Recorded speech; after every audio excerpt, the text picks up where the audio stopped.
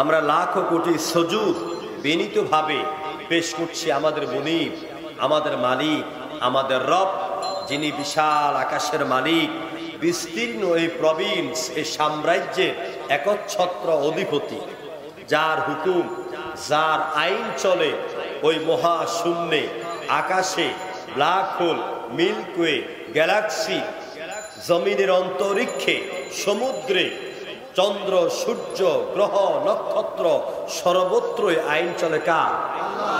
সবাই বলতে হবে আইন চলে কার? আল্লাহ। আমরা সেই মহান আল্লাহ সুবহানাহু ওয়া তাআলা শাহানশাহী দরবারে হৃদয়ে সব বন্ধ দরওয়াজা খুলে দিয়ে জবানের সকল জড়তা, অলসতা, সংকীর্ণতা, দুর্বলতা, অক্ষমতা ছেড়ে ফেলে দিয়ে তাওহীদের চেতনা নিয়ে আমরা জোরসোরে পড়ছি আলহামদুলিল্লাহ। আরেকবার জোরসোরে বলেন আলহামদুলিল্লাহ। রব্বানা লাকাল হামদ হামদান কাসীরান তাইয়্যিবান মুবারাকান ফীহি ইয়া রাব্বি লাকাল হামদু কামা ইয়ানবাগী লিজালালি ওয়াজহিকা ওয়া আযীমি সুলতানিক। প্রশংসা আদায় করলাম কার? পাশাপাশি এই বন্দর নগরী চট্টগ্রাম থেকে আমরা দরুদ ও সালাম পেশ করছি। এই ছোট্ট বাচ্চাগুলো যেন কথা না বলে, ভাই একজন ভলান্টিয়ার ওখানে মাঝখানে বসেন, যে কথা বলবে তাকে কান ধরাইয়া চেয়ারে দাঁড় করে রাখবেন। আর কথা বলবা? কথা বলবা না। এই বন্দর নগরী চট্টগ্রাম এ প্রান্ত থেকে আমরা দরুদ ও সালাম পেশ করছি, সালাত ও সালাম পেশ করছি আমাদের প্রিয় রাসূল, আমাদের প্রিয় নবী, মানবতার নবী, বিশ্ব নবী, সাইয়্যিদুল মুরসালিন, ইমামুল মুরসালিন, খাতামুন নবিয়্যিন, মুহাম্মদ আরবি, জনাবে সাহেবে কাবা ও কাউসাইন, নবী মুহাম্মদ রাসূলুল্লাহ সাল্লাল্লাহু আলাইহি ওয়াসাল্লামের প্রতি। সম্মানীয় ভাইয়েরা, আমি আন্তরিক মোবারকবাদ জানাচ্ছি এই এলাকার সকল মসজিদের আইম্মায়ে কেরাম, এলাকার মাদ্রাসা মক্তবের সম্মানিত আসাতিজায়ে কেরাম, সম্মানিত উলামায়ে কেরাম, আমি আন্তরিক মোবারকবাদ জানাচ্ছি এই নসর মুন্সি জামে মসজিদের সকল মুসল্লি ভাইদেরকে, এই মাহফিল কমিটিকে, এই বাজার ব্যবসায়ী ভাইদেরকে, যারা তাদের বুদ্ধি দিয়ে, শ্রম দিয়ে, টাকা দিয়ে, পয়সা দিয়ে এই মাহফিলকে সহযোগিতা করেছেন। কিয়ামতের দিন মুসিবতের সময় আল্লাহ পাক যেন এই মাহফিল আয়োজক, বক্তা, শ্রোতা সবার জন্য আল্লাহ যেন নাজাতের ওসিলা বানিয়ে দেন, আমরা বলে আমিন। এখানে কথা বলেছেন মাওলানা মোহাম্মদ ইরফানুল করিম, হাফেজ মোহাম্মদ আবু তাইয়্যিব, মাওলানা হারুনুর রশিদ, মাওলানা আব্দুল শাকুর মেহেরি সহ হাফেজ কোরআন মোহাম্মদ শহীদুল ইসলাম রাজাপুরী সহ আরো অনেক ওলামায়ে কেরাম যারা কথা বলেছেন, আল্লাহ পাক তাদের কণ্ঠকে আজীবন আমৃত্যু কোরআনের জন্য তুমি বারাকা দিয়ে তাদের কণ্ঠকে দারাজ করে দাও, আমরা সবাই বলে আমিন। প্রিয় বন্ধুগণ, আমি একদিকে আনন্দিত আমি আসতে পেরে, কারণ এই ফিরিফুট এলাকায় আমি আমার জীবনে 28 বছর কোরআনে খেদমত করি। 1996 সাল থেকে যখন ইন্টারমিডিয়েট ফার্স্ট ইয়ারে পড়ি তখন থেকে আমি কোরআনের খেদমত করি। বাংলাদেশ, ভারত, সৌদি আরবের কয়েকটি জায়গা, দাম্মাম, হাইল, নাখলা, জেদ্দা, মালয়েশিয়া, কিন্তু আমি এই এলাকায় আমি কখনো মাহফিল করিনি। গত বৃহস্পতিবার মাহফিল ছিল এই যে হালি শহর, ওই যে নয়াপাড়া না কি জানি বলে, ওইদিকে মাহফিল ছিল। অনেক নয়াপাড়া, অনেক মানুষ হয়েছে আলহামদুলিল্লাহ। তো আমি আপনাদের কাছে আসতে পেরে আমি আনন্দিত এবং আল্লাহর দরবারে কৃতজ্ঞতা পেশ করছি। আর বিশেষ করে গত কালকে বা পরশু যে মাহফিল করেছি, আমার ভাই কামালকে দেখিয়েছি, আমার নিজের এলাকায় প্রায় 10,000-এর উপর লোক। তো আপনাদের সামনে এত অল্প লোকের সামনে কথা বলাটা আমার জন্য মুশকিল। আর আমি যে খোরাক নিয়ে এসেছি, এই খোরাক বেশি করে দেওয়া যেত যদি এলাকার ওলামাই কেরাম বিশেষ করে থাকতেন। হ্যাঁ, সাধারণ লোকদের সামনে কথা বলাটা অনেকটা কষ্ট।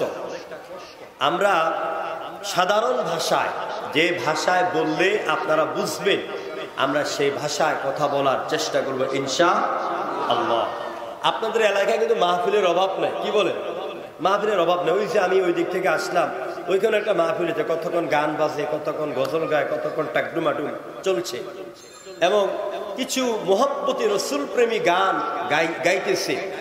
আর লোকেরা মনে করে এইটাই মনে শ্রেষ্ঠ মাহফিল। আল্লাহর আকাশের নিচে জমিনের উপরে যেখানে সরাসরি কোরআনের তাফসীর হয়, কোরআনের আলোচনা হয়, নবীর আলোচনা হয় সরাসরি কোরআন থেকে, এটার চাইতে শ্রেষ্ঠ আর কোনো মাহফিল হতে পারে না। চিল্লায় বলো ঠিক কিনা? তারা আজকে যারা এই মাহফিলে এসেছেন বা যারা একটু ঘোরাফেরা করছেন, আসবেন আসবেন ভাবছেন, ভাইরা আসেন আপনাদেরকে চেয়ার দিব। হিন্দু ভাইরা যদি থাকে, হিন্দু ভাইদের জন্য আমার বাম পাশে জায়গা আছে, চেয়ার দিব। হিন্দু ভাইরা মাহফিলে আসবেন, কারণ কোরআন, নবী এবং আল্লাহ শুধু মুসলমানদের জন্য সীমাবদ্ধ নয়। কথা বুঝতে পেরেছেন? আল্লাহকে শুধু মুসলমানদের কথা কয় না কেন? আল্লাহ মুসলমানদের। এই কোরআন কি শুধু মুসলমানদের? নবী কি শুধু মুসলমানদের? হিন্দু, খ্রিস্টান, বৌদ্ধ, পারসিক, জারদাস, ইহুদি, খ্রিস্টান, মুসলমান, পৃথিবীতে যত ধর্মের লোক আছে, সব ধর্মের স্রষ্টা কে? সব ধর্মের মানুষের স্রষ্টা কে? আল্লাহ তাআলা। সব মানুষকে খাওয়ান কে? কথা কয় না কেন? সব মানুষকে খাওয়ান কে? আল্লাহ পাক খাওয়ান। সব ধর্মের ব্যাপারে সকল ধর্মের লোকদেরকে ইবাদত করার, পূজা করার, অর্চনা করার সুযোগ করে দিয়েছেন কে? মুহাম্মাদুর রাসূলুল্লাহ সাল্লাল্লাহু আলাইহি ওয়াসাল্লাম। এই জন্য আমি হিন্দু দাদা ভাই যদি কেউ থাকেন, আসেন, আমরা চেয়ার দিয়ে আপনাদেরকে আমি সম্মান জানাবো। কারণ আমি ইন্ডিয়ার কৈলান শহরে একটা মাহফিল করি 2009 সাল থেকে। সেখানে আমার 4টা প্যান্ডেল হয়। হিন্দু মহিলাদের জন্য একটা, হিন্দু পুরুষদের জন্য একটা, মুসলমান পুরুষের জন্য একটা, মুসলমান নারীদের জন্য একটা। প্রায় লক্ষাধিক নারী পুরুষ হয়। 3 দিন ধারাবাহিক তাফসীর করি। সবাই কোরআন শুনতে আসে, কারণ আল্লাহ রাব্বুল আলামিন বলেন, হুদাল লিন্নাস, এই কোরআন শুধুমাত্র আমি মুসলমানদের জন্য নাযিল করি নাই, এই পৃথিবীতে যত ধর্মের বর্ণের মানুষ আছে সকল মানুষের হেদায়েতের জন্য আমি কোরআন দিয়া দিলাম। এই জন্য আমি সবাইকে দাওয়াত দিচ্ছি, আসুন আমরা সরাসরি কোরআন থেকে আলোচনা করব। যে যারা কোরআন মাহফিলে আসেন, যারা আয়োজন করেছেন, যারা এসেছেন, এই উভয়ের লাভ কি? এই হাদিসটা বলেই আমি কোরআনের আলোকে কথা বলবো ইনশাআল্লাহ। যারা কোরআনের মাহফিলে আয়োজন করেন, বিশ্ব নবীর আলোচনা শোনার জন্য মাজলিস তৈরি করেন, আল্লাহ পাক বলেছেন, আল্লাহর হাবিব হাদিসের মধ্যে বলেছেন, ওই মাজলিসের আয়োজন যারা করে তাদের উপর আল্লাহর খাস রহমতের বৃষ্টি নাজিল হয়ে যায়। আর যারা কোরআন শুনতে আসি, কোরআন শোনার জন্য 1 পা 2 পা দিয়ে মাহফিলের দিকে রওনা শুরু করে দেয়, আল্লাহ রাব্বুল আলামিন প্রত্যেকটা মানুষের পেছনে 70 জন ফেরেশতা নিয়োগ করে দেয়। ওই ফেরেশতারা আল্লাহর বান্দাকে ওয়েলকাম জানায়, আর আল্লাহর কাছে ফেরেশতারা দোয়া করে, আল্লাহুম্মা গফির লাহু, আল্লাহুম্মা আরহাম লাহু। রব্বুল আলামিন, তোমার যে বান্দা কোরআন শুনতে যাচ্ছে, তুমি দয়া করে তাকে মাফ করে দাও এবং তার উপর রহমতের বাড়িধারা নাজিল করে দাও। আল্লাহর বান্দা যখন কোরআন শোনার জন্য এসে কোরআনের মাহফিলে বসে যায়, এবার ফেরেশতারা বলে, রব্বুল আলামিন, তোমার বান্দা তখন পর্যন্ত হেঁটেছে, আমরা তার জন্য দোয়া করেছি, এখন কি করব? এখন তো বসে গেছে। আল্লাহ পাক বলে, আমার ফেরেশতারা আমার বান্দা যতক্ষণ পর্যন্ত বসে আমি আল্লাহর কথা শুনবে, রাসূলের বাণী শুনবে, কোরআন শুনবে, প্রত্যেকটা কথা শোনার বিনিময়ে তার আমল নামায় তোমরা নেকি লিখতে থাকো। তাহলে যারা মাহফিলে এসেছেন তারা কি খুব বেশি লস করে ফেলেছেন? খুব ক্ষতি হয়ে গেছে আপনাদের? আমরা লাভের মধ্যে আছি। কিসের মধ্যে আছি? লাভের মধ্যে আছি। এই মাহফিলের ব্যাপারে হুজুর কি বলেছেন? বলেন নবী সাল্লাল্লাহু আলাইহি ওয়াসাল্লাম, মাজালিসুল ইলম হিয়া রাউদাতুম মিন রিয়াদিল জান্নাহ। যে মজলিসে কোরআনের আলোচনা হয়, হাদিসের আলোচনা হয়, যে ময়দানে কোরআন এবং হাদিসের আলোচনা হয়, এটা সাধারণ কোনো ময়দান থাকে না, সাধারণ কোনো মাঠ থাকে না, এটা আল্লাহর জান্নাতের বাগানে পরিণত হয়ে যায়। আমরা কোথায় আছি? জান্নাতের মধ্যে আছি। কোথায় আছি আমরা? আমরা জান্নাতে আছি। এই জান্নাতে বসে বেয়াদবি করা যাবে না, কথা বলা যাবে না, চুপ করে কোরআন শুনতে হবে। আল্লাহ পাক বলেছেন যে যখন তোমরা কোরআন তেলাওয়াত, কোরআনের আলোচনা চুপ করে শুনবে, লাআল্লাকুম তুরহামুন, অবশ্যই তোমাদের উপর রহমত নাযিল করা হবে। এজন্য আপনার পাশে কোনো ছেলে কথা বললে মাথায় হাত বুলিয়ে আদর করে তাকে থামিয়ে দিবেন। এরা আগামী দিনের খালিদ ইবনে ওলীদ, এরা আগামী দিনের ওমর, এরা আগামী দিনের আবু বকর। এই বাংলার জমিনে কোরআনের আইন কায়েম করার জন্য যে মিছিল হবে, মিটিং হবে, হরতাল হবে, আন্দোলন হবে, এই ছেলেরাই সেই দিন নেতৃত্ব দিবে। চিল্লায় বলে ঠিক কিনা? এই জন্য তাদেরকে ধমক দেওয়া যাবে না, আদর করে বসায় রাখতে হবে। আসুন, আমি কথা বেশি বলবো না, আপনাদেরকে কষ্ট দেব না। আমি 11টা পর্যন্ত কথা বলবো। এখন 10টা বাজার আর 10 মিনিট বাকি আছে, মানে 1 ঘন্টা 10 মিনিট কথা বলবো। আমি আবার ঢাকা ফিরে যেতে হবে। আগামীকাল মাহফিল হচ্ছে ঢাকা শাহবাগ। যেই শাহবাগে আমার কোরআনের পাখি আল্লামা সাঈদীর ফাঁসি কামনা করেছিল, সেই শাহবাগে আমরা আগামীকালকে সিরাতুন নবী মাহফিল উদযাপন করব ইনশাআল্লাহ। প্রিয় ভাইয়েরা, এর পরের দিন কুমিল্লা চান্দিনা, এর পরের দিন হচ্ছে চাঁপাইনবাবগঞ্জে। প্রতিদিন আল্লাহ পাকের কোরআনের কথা বলার সুযোগ কে করে দেন? আল্লাহ করে দেন। আমি আপনাদের দোয়া চাই, যে কথাগুলি বললে আমারও হেদায়েত হবে, আপনাদের হবে, এলাকার আশপাশের মা বোনদেরও কাজে আসবে। এলাকার মা বোনদেরকে আমি বিনয়ের সাথে বলবো, আপনারা মেহেরবানি করে আজকের জন্য অন্তত 1টা ঘন্টা কোরআনের কথা শুনুন। এতে করে আপনার পরিবার, আপনার জীবন, আপনার ছেলে মেয়ে, আপনার সংসার, আপনার স্বামী, আপনার দুনিয়া, আপনার আখিরাতে কাজে লাগবে। এখানকার ভাইয়েরা, এই এলাকার ভাইয়েরা, ফিরিপুট এলাকার ভাইয়েরা এই খুব ব্যস্ত, বোনেরাও ব্যস্ত। সকালবেলা ভোর হলে বিরাট লম্বা লাইন ধরে মা বোনদের, যেরকম ঠিক কিনা? সবাই কর্মক্ষেত্রে যান।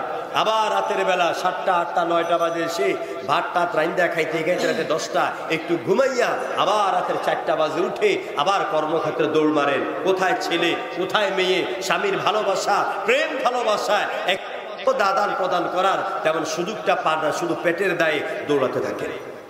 এই জন্য আজকের এই দিনে আমি এখানে কোনো গান বাদ্য হবে না, ঢোল তবলা হবে না, কতক্ষণ গজল টজল গাইয়া এরপর বিরানির ডেক আপনাদের সামনে আনবে, এরকম মনে হয় কোনো ব্যবস্থা হবে না। আমরা যতক্ষণ কথা বলবো কোরআন থেকেই, কোরআনের দলিল দিয়ে কথা বলবো ইনশাআল্লাহ। সবাই পড়েন। আউযু বিল্লাহি মিনাশ শাইতানির রাজীম। বিসমিল্লাহির রহমানির রহিম। ওয়াদ-দুহা ওয়াল-লাইলি ইযা সাজা। মা ওয়াদ্দা'আকা রাব্বুকা ওয়া মা ক্বালা। ওয়ালাল আখিরাতু খায়রুল লাকা মিনাল الأولى ولسوف يعطيك ربك فترضى ألم يجدك يتيما فآوى ووجدك ضالا فهدى ووجدك عائلا فأغنى فأما আম্মাল ইয়াতীমা ফালা তাকহার ওয়া আম্মাস সাইলা ফালা তানহার ওয়া আম্মা বিনি'মাতি রাব্বিকা ফাহাদ্দিস। সাদাকাল্লাহুল আযীম। সূরা দুহা কোরআনে কারীমের মধ্যে রয়েছে মোট 114 সূরা। কতটি সূরা? সবাই বলেন, মুখস্থ হয়ে যাবে। কয়টা সূরা? 114টি সূরার মধ্যে আমি আপনাদের খেদমতে 93 নম্বর সূরা সূরাতুদ দুহা তেলাওয়াত করেছি। এর মধ্যে আয়াত রয়েছে 11টি। আল্লাহ তাআলা এই সূরাটি নাযিল করেছেন মক্কা আল মুকাররমায়। বিশ্ব নবী রাসূল কারীম সাল্লাল্লাহু আলাইহি ওয়াসাল্লামের জীবন দুই ভাগে বিভক্ত। কয় ভাগে? দুই ভাগে বিভক্ত। একটা হলো মাক্কি জীবন, একটা হচ্ছে মাদানী জীবন। এই যে কোরআন শরীফ দেখতে পাচ্ছেন, এই কোরআনের মধ্যে সূরা আছে দুই ভাগে। কয় ভাগে? একটা হচ্ছে মাক্কি, আরেকটি হচ্ছে মাদানী। মাক্কি সূরা কাকে বলে? যেই ছেলেরা, যেই ছোট্ট ছোট্ট মেয়েরা 4-এ পড়ো, 5-এ পড়ো, 6-এ পড়ো, 7-এ পড়ো, খুব ভালো করে শুনে রাখো। তোমাদের প্রশ্নপত্রে আসে মাক্কি সূরা কাকে বলে, মাক্কি সূরার বৈশিষ্ট্য কি? মাদানী সূরা কাকে বলে, মাদানী সূরার বৈশিষ্ট্য কি? খুব ভালো করে শুনেন। মাক্কি সূরা বলা হয় আল্লাহ নবীর নবুয়ত প্রাপ্তির পরে 13 বছর পর্যন্ত যে মক্কায় ছিলেন, এই 13 বছরের মধ্যে যে আয়াত, যে সূরাগুলি নাজিল হলো, সেইগুলিকে বলা হয় মাক্কি সূরা। আর মাদানী সূরা বলা হয় নবীজি মক্কা থেকে মদিনায় যাওয়ার পরেই বাকি জীবনে ইন্তেকালের আগ পর্যন্ত যে সূরাগুলি নাজিল হলো, সেইগুলিকে বলা হয় মাদানী সূরা। মাক্কি সূরার বৈশিষ্ট্য কি? মাক্কি সূরার বৈশিষ্ট্য বা চেনার উপায় হলো এই সূরাগুলি আকারে ছোট। এই সূরাগুলির ভিতরে তাওহীদ, রিসালাত, আখিরাত এই বিষয় নিয়ে বেশি বেশি কথা হয়েছে। আর মাদানী সূরাগুলি অনেক বড় বড় সূরা। এই সূরার ভিতরে ব্যক্তি জীবন, পারিবারিক জীবন, সামাজিক জীবন, রাষ্ট্রীয় জীবন, অর্থনীতি, সমাজনীতি, যুদ্ধনীতি, বন্ধুনীতি, স্বরাষ্ট্রনীতি, কৃষি নীতি, বিবাহ নীতি, ব্যবসা নীতি, চাকরি নীতি, রাজনীতি, জীবনে যা আছে সব দিয়ে আল্লাহ পাক মাদানী সূরাগুলিকে ভরে দিয়েছে। ভাইরা, তো এই সূরাটি মাক্কি সূরা।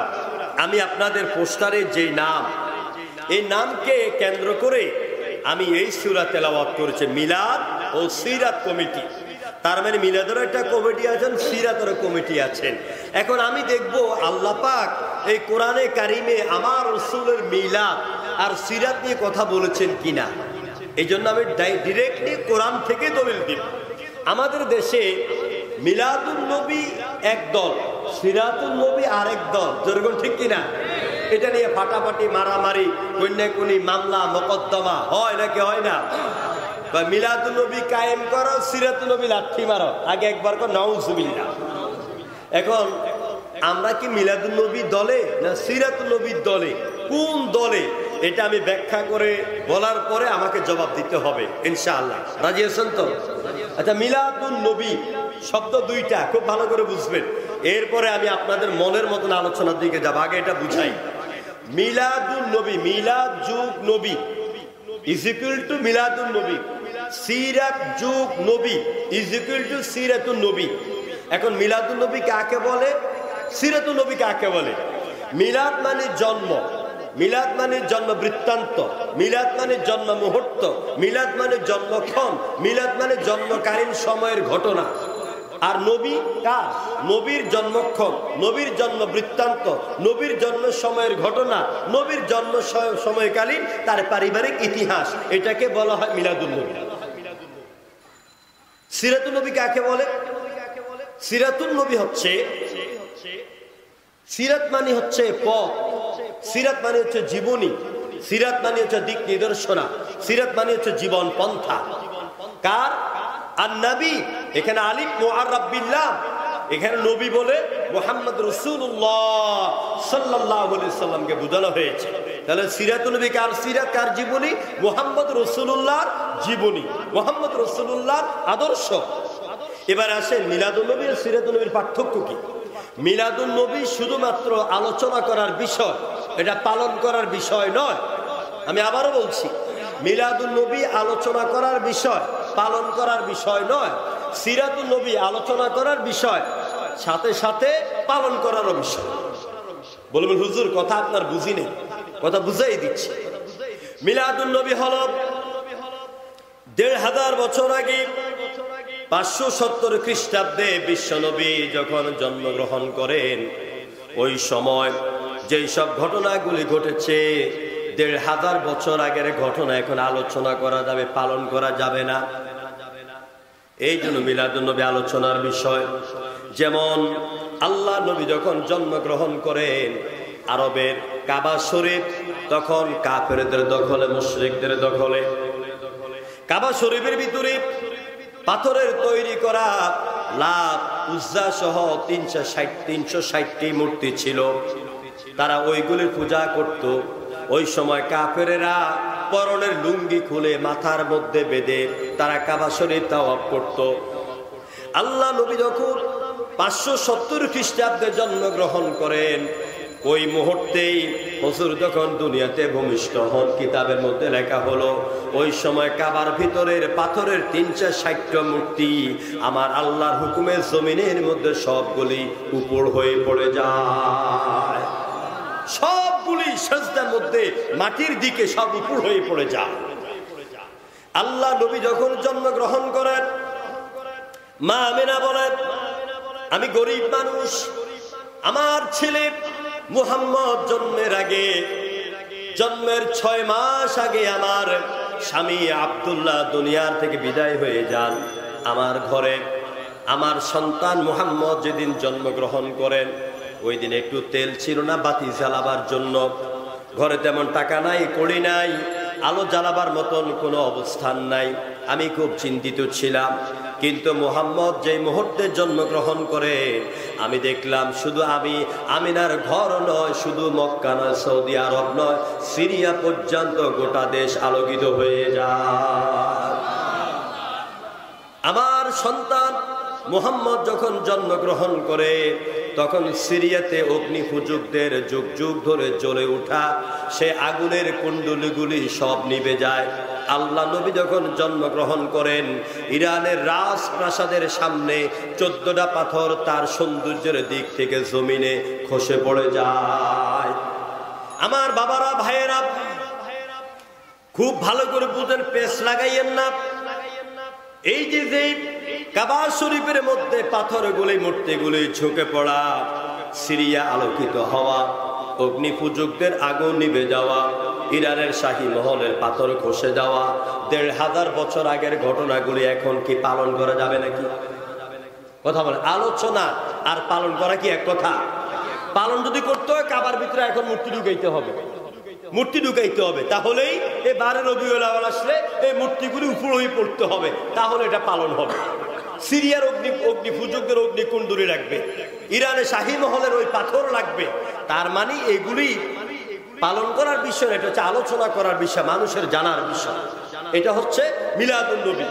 আর সিরাতুন নবী হচ্ছে নবীর জীবনে ঈমান আছে নাকি নাই, নামাজ আছে না নাই, নামাজের ওয়াজ করলেই হবে না আদায় করতে হবে, মা বাবার খেদমতের ওয়াজ করলেই হবে নাকি মা বাবার খেদমত করতে হবে, হালাল হারামের ওয়াজ করলেই হবে, আলোচনা করলেই হবে নাকি সেইগুলি পালন করতে হবে, রোজার ওয়াজ করলেই হবে নাকি রোজা আসলে রোজা রাখতে হবে।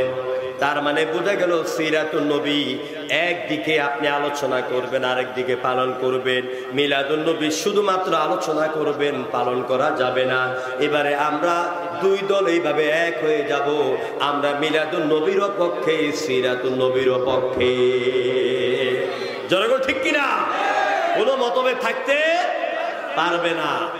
তথাকথিত কেউ কেউ আপনাদের মধ্যে মত পার্থক্য করে তারা তাদের দল ভারী করতে চায়, এটা করা যাবে না। এবারে আসুন, আল্লাহ রাব্বুল আলামিন, আমি যে সূরা আপনাদের সামনে তেলাওয়াত করেছি, দেখুন আল্লাহ পাক আমার নবীর জীবনী, আমার নবীর মিলাদ, আমার নবীর সিরাত কিভাবে আল্লাহ কোরআনে বয়ান করেছেন। আল্লাহ পাক সূরা দোহার ভিতরে তিনি উল্লেখ করছেন ওয়াদ-দুহা ওয়াল-লাইলি ইযা সাজা, ওয়াদ-দুহা সকালের কসম, ওয়াল-লাইলি ইযা সাজা রাতের কসম যখন অন্ধকার আচ্ছাদিত হয়। মা ওয়াদ্দাআকা রাব্বুকা ওয়া মা ক্বালা, আল্লাহ পাক বলেন ও নবী আপনার রব আপনাকে পরিত্যাগ করেন নাই, আপনাকে ভুলে যান নাই। ওয়ালাল আখিরাতু খায়রুল লাকা মিনাল উলা, চিন্তার কোনো কারণ নাই, ভয়ের কোনো কারণ নাই। আল্লাহ রাব্বুল আলামিন এই পৃথিবীর থেকে পরকালে আপনার জন্য আরো অনেক অনেক উত্তম ব্যবস্থা রেখে দিয়েছে। সুবহানাল্লাহ। وَلَسَوْفَ يُعْطِيكَ رَبُّكَ فَتَرْضَى, ও নবী কারণ নাই, আপনার রব অতি শীঘ্রই আপনাকে এত এত নিয়ামত দিবেন যে নিয়ামতগুলি পাওয়ার পর আপনি নবী সন্তুষ্ট হয়ে যাবেন। আলাম ইয়াজিদকা ইয়াতীমান ফাআওয়া, নবীর বাল্যকালের কথা, নবীর সিরাত, নবীর মিলাদের কথা আল্লাহ পাক কিভাবে বয়ান করেন দেখেন। আমার আল্লাহ পাক বলেন ও মুহাম্মদ আমি কি আপনাকে এতিম অবস্থায় পাই নাই, এরপর আমি আপনাকে আশ্রয় দিয়েছি। ফাআম্মাল ওয়াওয়াজাদাকা দাল্লান ফাহাদা, আমি আপনাকে পথ হারা পেয়েছি, তারপর আমি আপনাকে সঠিক পথ দেখাইয়া দিলাম। ওয়াওয়াজাদাকা আইলান ফাআগনা, আমি আপনার পায়ের তলায় মাটি পাই নাই, আপনি গরিব ছিলেন, আপনার বাবা তো আগে মারা গেল, আমিনাও আপনার 6 বছরের সময় মারা গেল আপনার মা, আপনি কোথায় থাকবেন, কোথায় খাবেন, কোনো ব্যবস্থা ছিল না। আমি আল্লাহ পাক আপনার চাচা আবু তালেবের কলেজার ভিতর আকাশ পরিমাণ আপনার জন্য মোহাব্বত পয়দা করে দিয়েছি। চাচার তত্ত্বাবধানে আপনি ছিলেন। যুবক যখন হয়ে গেলেন, 40 বছর বয়স্কা এক পুত পবিত্র নারী, ধনাঢ্য মহিলা, চারিত্রিক দিক থেকে অনেক উন্নত, ওই ধনাঢ্য মহিলার কলেজার ভিতরে আপনার জন্য প্রেম, বিশ্বস্ততা, ভালোবাসা জাগাইয়া দিলাম। আপনার গরিবী হালাতকে দূর করার জন্য আমি কি করলাম দেখুন। ওয়াওয়াজাদাকা আইলান ফাআগনা, আমি আপনার দারিদ্রতাকে দূর করে দিয়ে আমি আল্লাহ পাক আপনাকে আমি ধনাঢ্য বানাইয়া দিলাম। আমার ভাইরা, এরপরে আল্লাহ পাক বলেন ফাআম্মাল ইয়াতীমা ফালা তাকহার, ও নবী তুমি এতিম ছিলে, আজ তুমি বড় হয়েছো, এতিমের সাথে রূঢ় ব্যবহার করবে না, এতিমকে ধমক দিয়ে কথা বলবে না, এতিমের সাথে খারাপ ব্যবহার করবে না। আমি আল্লাহ পাক তোমার এতিমত্ব দূর করে দিয়েছি। ওয়া আম্মাস সাইলা ফালা তানহার, আর তোমার কাছে কোনো ভিক্ষুক যখন আসবে, কোন সায়েল আসবে, কোন অসহায় মানুষ আসবে, দিতে পারলে তো ভালো, না দিতে পারলে ওকে ধমক দিয়ে তোমার ঘরের দুয়ার থেকে তাড়িয়ে দিও না। ওয়া আম্মা বিনি'মাতি রাব্বিকা ফাহাদ্দিস, আমি আল্লাহ পাক তোমাকে এত এত নিয়ামত দিলাম, এই নিয়ামতগুলি পাওয়ার পর এবার প্রশংসা করো, তোমার রবের প্রশংসা হবে কার? আরো জোরে কোন কার? চিল্লায়ে বলুন আলহামদুলিল্লাহ, আরো জোরে কোন আলহামদুলিল্লাহ। নবী করিম সাল্লাল্লাহু আলাইহি ওয়াসাল্লাম তিনি যখন এই পৃথিবীতে এলেন, সুবহানাল্লাহ, হুজুরের মা নয় শুধু, দাদা আব্দুল মুত্তালিব নয় শুধু, তাম পৃথিবী আনন্দ উদ্বেলিত হয়ে গেছে। আল্লাহু আকবার। কবি আমার নবীর আগমনকে কেন্দ্র করে দেখুন কি সুন্দর কবিতা তিনি লিখলেন। এলো কে কাবার ধারে আধার চিরে, চিনসে না কি রে, ওকে ও মায়া মেনার কুল জুড়ে চাঁদে, জানিসে না কি রে। জোরে করে আল্লাহু আকবার। মুতালিব আজকে কেন বেহুশে হেন বকে খুশির বান বেদনার সুপ্ত হতে হাতে বুলাতে কার এ আগমন সাহারার হৃদয় ভরা ঝরনা ধারা বইল না কি রে এলোকে কাবার ধারে আধার চিরে চিনিস না কি রে ওকে ও মায়া মেনার কুল জুড়ে চাঁদ জানিস না কি রে চিল্লা গেল আল্লাহু আকবার। বাগিচায় ছন্দ বিলায় বুলবুলি হায় আজ সে দিওয়ানা চুমু খায় প্রেমের ভাষায় গভীর নেশায় পেয়ের পরওয়ানা গোলাপের আধার ভরে খুশবু ঝরে রয় না বাকি রে এলোকে কাবার ধারে জানিস না কি রে কে যে এলো রে আল্লাহু আকবার। আল্লাহ নবী যখন পৃথিবীতে এলেন তখন তামাম পৃথিবী আনন্দ উদ্বেলিত হয়ে গেল যখন সুবহানাল্লাহ। প্রিয় ভাইরা, নবী করিম সাল্লাল্লাহু আলাইহি সাল্লাম জন্মালেন। আমি সূরা দোহার আলোকে আমি কথা বলছি। যদি প্রতিটি আয়াতের আলোকে তাফসীর করি তাহলে এটা আপনাদের মধ্যে অনেকের লোড নিতে পারবেন না। এখানে জ্ঞান, বিজ্ঞান, ভূগোল, ফিলোসফি, বায়োলজি, কেমিস্ট্রি, মহাশূন্য দিয়ে এই আয়াতগুলোর ব্যাখ্যা করতে গেলে আপনাদের অনেকের বিরক্তি ছুটে যাবে। এই জন্য আমি প্রথম আয়াতগুলি বাদ দিয়ে আমি নবীজির শৈশবকাল নিয়ে কথা বলছি। আল্লাহ পাক কোরআনে কারীমের ভিতরে বলছেন, আলাম ইয়াজিদকা ইয়াতীমান ফাআওয়া। ও নবী, আমি কি তোমাকে এতিম অবস্থায় পাই নাই? এরপর আমি তোমাকে আশ্রয় দিলাম। সিরাতে ইবনে হিশামের মধ্যে, আল বিদাওয়া ওয়ান নিহায়ার মধ্যে, সিরাতে সরওয়ারে আলমের মধ্যে, বিভিন্ন সিরাতের কিতাবের ভিতর লেখা হলো নবীজি যখন জন্মগ্রহণ করেন জন্মের আগে মা আমেনার অবস্থান কেমন ছিল। মা আমেনা বলেন, আমার পেটে যে আমার বাচ্চা মুহাম্মদ আছে, অন্যান্য মহিলাদের পেটে বাচ্চা আসলে যেমন পেট বড় হয়ে যায়, কিন্তু আমার পেটে আমার বাচ্চা মুহাম্মদ আসার পরে আমি মোটর টের পাই নাই। আমার পেটে কোনো ব্যথা হয় নাই, আমার বমি হয় নাই, আমার পেট বড় হয় নাই, আমার পেটে যে মুহাম্মদ আছে আমি বুঝতেই পারি নাই। বিশ্বনবী যেদিন জন্মগ্রহণ করেন, হুজুর জন্মের পরে ঘর আলোকিত হয়ে গেল। আরবের রুসুম অনুযায়ী, আরবের রেওয়াজ অনুযায়ী কাবা শরীফের পাশে দাঁড়িয়ে দাঁড়িয়ে, তায়েফ থেকে আসা রাস্তার মাথায় দাঁড়িয়ে দাঁড়িয়ে, বাজারের মধ্যে তায়েফ থেকে অনেক মহিলারা পুরুষেরা আসেন, স্বামী স্ত্রী আসেন, দুগ্ধপোষ্য বাচ্চাগুলিকে তারা ভাড়া নিয়ে যান 3 মাস 6 মাস এরকম 1 বছর 2 বছরের জন্য। বিনিময়ে তায়েফের গরিব মহিলারা টাকা পান আর বাচ্চাকে দুধ পান করান। আল্লাহ নবী মুহাম্মদ রাসূলুল্লাহ সাল্লাল্লাহু আলাইহি সাল্লামের দাদা আব্দুল মুত্তালিব বলেন, আমি মক্কার বাজারে গেলাম, বাজারের এক কোণে দাঁড়ায় দাঁড়ায় বলতেছি, আমার একটা নাতি জন্মগ্রহণ করেছে। তার বর্ণনা হলো, সে এতিম মানুষ, তার বাবা নাই, গরিব মানুষ, কেউ তাকে নেবে নাকি? যদি দুধ পান করো তেমন টাকা পয়সা দেওয়া যাবে না, সামান্য দেওয়া যাবে। এমন খবর শুনেই এরকম গরিবের ছেলেকে নিয়ে আমাদের কি লাভ হবে? কোনো মহিলা নিল না, কোনো পুরুষ নিল না।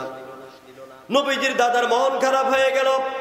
বাজার থেকে বাড়ির দিকে ফিরতেছে, এমন সময় দেখলেন উঠি কি পড়ি, মরি কি বাঁচি, এরকম একটা অসুস্থ ঘোড়া নিয়া, গাধা নিয়া একটা নারী আর পুরুষ বাজারের মধ্যে এসে গালের মধ্যে যেন হাত দিয়ে বসে আছে। আব্দুল মুত্তালিব তাদের কাছে গেলেন, কে গো তোমরা, কোথায় থেকে এসেছ? মহিলার পুরুষ জবাব দিল, আমরা তায়েফ থেকে এসেছি, বাচ্চাকে দুধ পান করাবো, বিনিময়ে টাকা পাবো। আমাদের ঘোড়াটা এত অসুস্থ, আসতে দেরি হয়ে গেল, এই জন্য কোনো বাচ্চা পেলাম না। আল্লাহ নবীর দাদা আব্দুল মুত্তালিব বলছেন, ও তায়েফের মহিলা, আমার একটা নাতি আছে, গরিব মানুষ, বাবা নাই, ওরে নেবে নাকি? স্বামী স্ত্রী দুজনেই তারা আলোচনা করে পরামর্শ করে বলল, আমরা আপনার নাতিকে নিতে পারি, একটা শর্ত আছে। কয় সে শর্তটা কি? কয় আমরা আপনার ঘরে যাব, নাতিকে কোলে নিব, দেখতে যদি ভালো লাগে, মায়া লাগে, টাকা কম হলে অসুবিধা নাই, এই বাচ্চাটাকে নিয়ে আমরা তাইফের দিকে ফিরে যাব। কত শুনতেছেন আমার? আমি একটা পর্যায়ে আপনাদেরকে নিয়ে আসতেছি, কষ্ট হবে না তো? বিরক্ত হবেন না তো? আমার ভাইয়েরা, নবী করিম সাল্লাল্লাহু আলাইহি ওয়াসাল্লাম শিশু, ছোট্ট মানুষ, মায়ের কোলে। নবীদের দাদা আব্দুল মুত্তালিব বললেন, আপনারা যুক্তি সম্পন্ন কথা বলেছেন, আমার সাথে চলুন আমার ছেলে আব্দুল্লাহর ঘরে। ঘরে গেলেন, পুরুষটাকে বাহিরে দাঁড় করালেন, আর মহিলাটা ঘরের ভিতরে ঢুকে তিনি বললেন, ও বোন আমেনা, আমার নাম হলো হালিমা, বাড়ি হলো তায়েব, সাদ বংশের নারী, আমি এসেছি তোমার বাচ্চাকে দুধ পান করাবার জন্য, নেওয়ার জন্য। আগে তোমার বাচ্চাটাকে একটু দেখি। হযরত আমিনা ভেতরের রুম থেকে আল্লাহর নবীকে সুন্দর করে কাপড় পেঁচিয়ে হালিমা বলেন, আমেনা আমার কোলে যখন শিশু মুহাম্মদকে দিল, আমি শিশু মুহাম্মদের গায়ে মুখের কাপড়টা সরাইয়ে বুকের সাথে যখন জড়াইলাম, আমার কাছে মনে হলো যেন চন্দ্র মাসের পূর্ণিমা রাতের চাঁদ আমি হালিমার কোলে ধরা দিয়েছে। আমার গোটা কোলটা আলোকিত হয়ে গেছে। হালিমা বলেন, আমার আর মনে কোনো সন্দেহ নাই। স্বামীকে বললাম, চলো, আমরা একটা নিয়ামত পেয়েছি। এই নিয়ামত নিয়ে ওই অসুস্থ ঘোড়ার উপরে উঠলো। কিতাবে এইভাবে সব লিখিত আছে। অসুস্থ ঘোড়ার উপরে উঠলো, স্বামী এবং স্ত্রী ঘোড়া নিয়ে রওনা করেছে। পরবর্তীতে কিতাবে লেখা হলো হালিমার বর্ণনা। মা হালিমাতুস সাদিয়া বলেন, কি আশ্চর্য বিষয়, যেই ঘোড়াটা নিয়ে তাইফ থেকে মক্কায় আসতে আমার এত দেরি হয়ে গেল, এই বাচ্চাটাকে নিয়ে ঘোড়ার উপরে উঠার পরে কয়েকটা মিনিট মুহূর্তের মধ্যে দেখলাম আমার অসুস্থ ঘোড়াটা এত তরুতাজা হয়ে গেল, এত শক্তিশালী হয়ে গেল। আমার ঘোড়াটা এত জোর গতিতে চলছে তাইফের দিকে, আমার বহু আগে যাওয়া সব নারীদের ঘোড়ার আগে আমার ঘোড়া তাইফের দিকে ছুটে যায়। আমার বান্ধবীরা ডেকে ডেকে বলে, ও হালিমা, নতুন করে করে ঘোড়া নিয়েছো নাকি? তোমার অসুস্থ ঘোড়া এত জোরে চলে কেন? হালিমা ডেকে ডেকে বলে, বোনেরা, যারা তোমরা যাকে অবহেলা করেছো, রত্ন চিনো নাই, এমন একটা রত্ন আল্লাহ পাক আমার জন্য দিয়েছেন। এই রত্ন আমার ঘোড়ার উপরে উঠার সাথে সাথে ঘোড়া সতেজ হয়ে যায়। রাস্তার মধ্যে অনেক ঘটনা, আমি সেই দিকে যাব না। ইহুদিরা হত্যা করার জন্য চক্রান্ত করলো, কিভাবে আল্লাহ পাক আগুনের কুণ্ডুলি দিয়া আপনার তাওরাতের ওল্ড টেস্টামেন্ট, নিউ টেস্টামেন্টে বিভিন্ন জায়গায় বিভিন্ন বর্ণনা এসেছে, আমি সেই দিকে যাব না। আমি তাইফের হালিমার সফরের শেষ অংশে চলে যাচ্ছি। হালিমা বলেন, আমি শিশু মোহাম্মদ কিনে বাড়িতে এলাম। আসার পরে কয়েকদিনের মধ্যে আমি দেখতে পেলাম, আমি হালিমার ঘরে গিয়েছি, আলহামদুলিল্লাহ আমি ওই ঘরে 2 রাকাত নফল নামাজ পড়েছি, আলহামদুলিল্লাহ, তাইফের ময়দানে। তাইফ থেকে আরো 80 কিলোমিটার দূরে মা হালিমার বাড়ি। মক্কা থেকে তাইফ হচ্ছে 80 কিলোমিটার, মানে মক্কা থেকে 160 কিলোমিটার দূরে হচ্ছে মা হালিমার বাড়ি। মা হালিমার সেই ঘরটি আজও চতুর্দিকে মাটি দিয়ে, পাথর দিয়ে এটা বাউন্ডারি করা আছে। ওখানে হাদি সাহেবরা কেউ গেলে পরে 2 রাকাত নামাজ পড়তে পারে। হালিমা বলেন, কি আশ্চর্য বিষয়, মুহাম্মদ আমার কাছে এলো। আমার শারীরিক অবস্থার কথা আমি বর্ণনা করি। আমার স্তনে যে দুধ হতো, এটা আমার ছেলে আব্দুল্লাহ খেলেই পরে শেষ হয়ে যেত। কিন্তু মুহাম্মদ আসার পরে আমি দেখলাম আমার শারীরিক গঠন দিন দিন যেন ফুলে যাচ্ছে, আমার স্তনের মধ্যে দুধ বৃদ্ধি পাচ্ছে। এখানে আমি আরেকটা জিনিস দেখলাম, মুহাম্মদ প্রতিদিন আমার যদি ডান স্তনে দুধ খান আর বাম স্তনে মুখ লাগান না, আবার যেদিন বাম স্তনে মুখ লাগান ওই দিন ডান স্তনে মুখ লাগান না। আমি এটাকে খুব ভালো করে ফলো করলাম। এবার নবীজি নবুয়ত প্রাপ্তির পরে হালিমা বৃদ্ধ হয়ে গেলেন, নবীজি মদিনায় গেলেন। মা হালিমা একদিন আল্লাহ নবীকে বলছেন, ও আমার বাবা মুহাম্মদ, ও নবী মুহাম্মদ, আপনার কাছে আমার বার্ধক্য জীবনে এসে আপনার ছোট্টকালের একটা কথা জানতে চাই। কি জানতে চান? হালিমা বলছেন, বাবা মুহাম্মদ, শিশুকালে আপনি যখন আমার বুকের স্তন পান করতেন, যেদিন ডানেরটা খেতেন ওই দিন বামেরটাতে মুখ লাগাতেন না, যেদিন বামেরটার মধ্যে মুখ লাগাতেন ওই দিন ডানেরটার মধ্যে মুখ লাগাতেন না। কারণটা কি? আল্লাহর নবী বলছেন, মা, এই পৃথিবীতে আল্লাহ পাক আমাকে পাঠিয়েছেন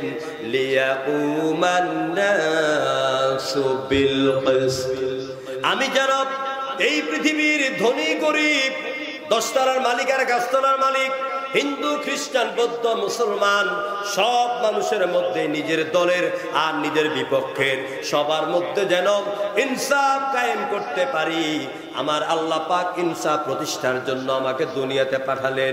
সুতরাং ওই শিশুকালেই আপনার কোল থেকে আমার আল্লাহ পাক আমাকে ইনসাফ শিখিয়েছে।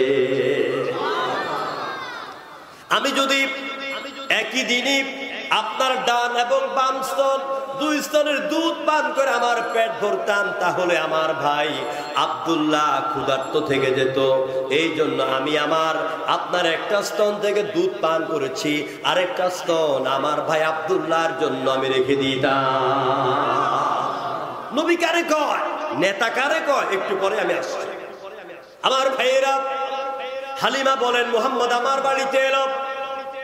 যেই বাগানের মধ্যে, যে খেজুর বাগানে বিগত 15 বছর 20 বছর খেজুর ধরে না, ওই খেজুরের মধ্যে আজকে খেজুরের ফুল ধরে, খেজুর ধরে। যে কুয়ার মধ্যে পানি নাই, ওই কুয়ার মধ্যে পানি ভরে যায়। আমি ইতিহাসে কুয়ার কথা পড়ার পরে, তাইফে যাওয়ার পরে, আমি ওই কুয়ার এখনো মুখ আছে, এটা শুকনা। আমি ওখানে গেলাম, 2 রাকাত নামাজ পড়লাম। এই তো সেই কুয়া, যেই কুয়ার মধ্যে আমার আল্লাহ নবীর বরকতে পানি ভরে যেত।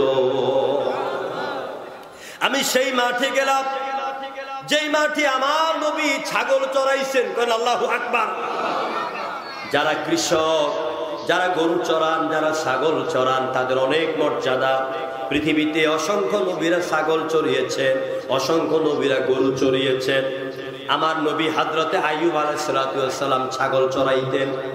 আমার নবী মুহাম্মদ রাসূলুল্লাহকে দিয়ে আল্লাহ পাক ওই তাইফের ময়দানে আপনার মা হালিমার ছাগল চড়াইছেন। কারণটা কি? যে আল্লাহ নবীকে দিয়ে আল্লাহ পাক ছাগল চড়াইছেন কেন? এটা প্রশ্ন থাকে কিনা? কেন চড়াইলেন? জবাব হচ্ছে, ছাগলের চরিত্র এই পৃথিবীর মানুষের মধ্যে আছে। কথা কয় না? ঠিক কিনা বলেন? ছাগলের কিছু চরিত্র এই দুনিয়ার মানুষের চরিত্রের মধ্যে আছে। বলবেন, হুজুর আপনি কি আমাদেরকে ছাগল বানাচ্ছেন নাকি? নাউযুবিল্লাহ। না, আমি বুঝাচ্ছি আপনাদেরকে। ছাগলের চরিত্র কি? যারা ছাগল চড়ান, গ্রামে যান, মাঠে ময়দানে, তারা দেখবেন যখন ঝিরিঝিরি বৃষ্টি আসে, আমরা এটাকে বলি ছাগল দৌড়াই না বৃষ্টি। গ্রাম দেশে যখন, ঠিক কিনা? ছাগল দৌড়ানো বৃষ্টি। তো মালিকই কি করে? মালিকে মাঠের দিকে দৌড়ায়, বৃষ্টিতে আমার ছাগল যদি ভিজে যায় তাহলে আমার ছাগলটা রোগাক্রান্ত হয়ে যাবে, জ্বর চলে আসবে ছাগলের। মালিক মাঠের মধ্যে দৌড়িয়ে যায়, ছাগলের রশি ধরে সামনের দিকে মালিক ছাগলকে টানে, বাড়িতে আসো, ঘরে আসো, নিরাপদ জায়গায় আসো, শান্তির জায়গায় আসো। কিন্তু ছাগল মিয়া, তার চরিত্র কি? সামনের 2টা পাও দিয়া, হাঁটু দিয়া জমিনের মধ্যে এমন জোরে ঠেস দিয়া বসে। ছাগল বলে, মালিক তোর জীবন কবুল, আমি সামনে 1 পাও আগাবো না। চিল্লাই কোন, ঠিক কিনা? আমি 1 পাও সামনের দিকে যাব না। অনুরূপ ভাবে আমার দেশের, আমার সমাজের অসংখ্য মানুষ আছে, এই পৃথিবীতে অসংখ্য মানুষ আছে, যে মানুষগুলিকে আল্লাহর নবী, সাহাবাই কেরাম, উলামাই কেরাম, আউলিয়াই কেরাম, মুফাসসিরিন কেরাম কোরআনের আলোচনা দিয়ে, হাদিসের আলোচনা দিয়ে জাহান্নাম থেকে বাঁচাতে চান। ওই লোকগুলি এমন যেন ঠেস মারে, নাস্তিক, মুরতাদ, বেনামাজি, মদখোর, ঘুষখোর হয়ে গেছে, মোল্লা, নবী তোদের জীবন কবুল, আমরা কিন্তু সামনে যাব না। জনগণ, ঠিক কিনা? এই ছাগলের চরিত্রটা মানুষের মধ্যে আল্লাহ দিয়ে দিয়েছেন। এই জন্য আল্লাহ পাক বলেন, নবী আপনি তো মানুষ চড়াবেন, আপনি তো মানুষকে জাহান্নাম থেকে বাঁচাইয়া জান্নাত থেকে জান্নাতের দিকে আনবেন। এই জন্য আমি আপনাকে এই হালিমার ঘরে ছাগল চড়ানোর এই ট্রেনিংটা আপনাকে দিয়ে দিলাম। জোরে করে আল্লাহু আকবার। রাগ করেছেন আপনারা? আমার ভাইয়েরা, বিশ্বনবী মুহাম্মদ রাসূলুল্লাহ সাল্লাল্লাহু আলাইহি ওয়াসাল্লাম তিনি যখন মাঠে যেতেন, বড় যখন হলেন, তিনি মাঠে যেতেন, ছাগল চড়াতেন, তার সাথে তার দুধ বোন যেত, নাম হলো সায়েমা। কি নাম? সায়েমা। সায়েমা একদিন এসে বলেন, মাগো, কোন ছেলেকে তুমি এনেছো? এমন কোন ছেলে এটা আমি বুঝতেই পারি না। আমার ভাইকে যখন ঘরের বাহিরে নেই, এত উত্তপ্ত রৌদ্রের মধ্যে দেখি আকাশের এক খণ্ড কালো মেঘ আমার ভাইকে ছায়া দিয়ে দেয়।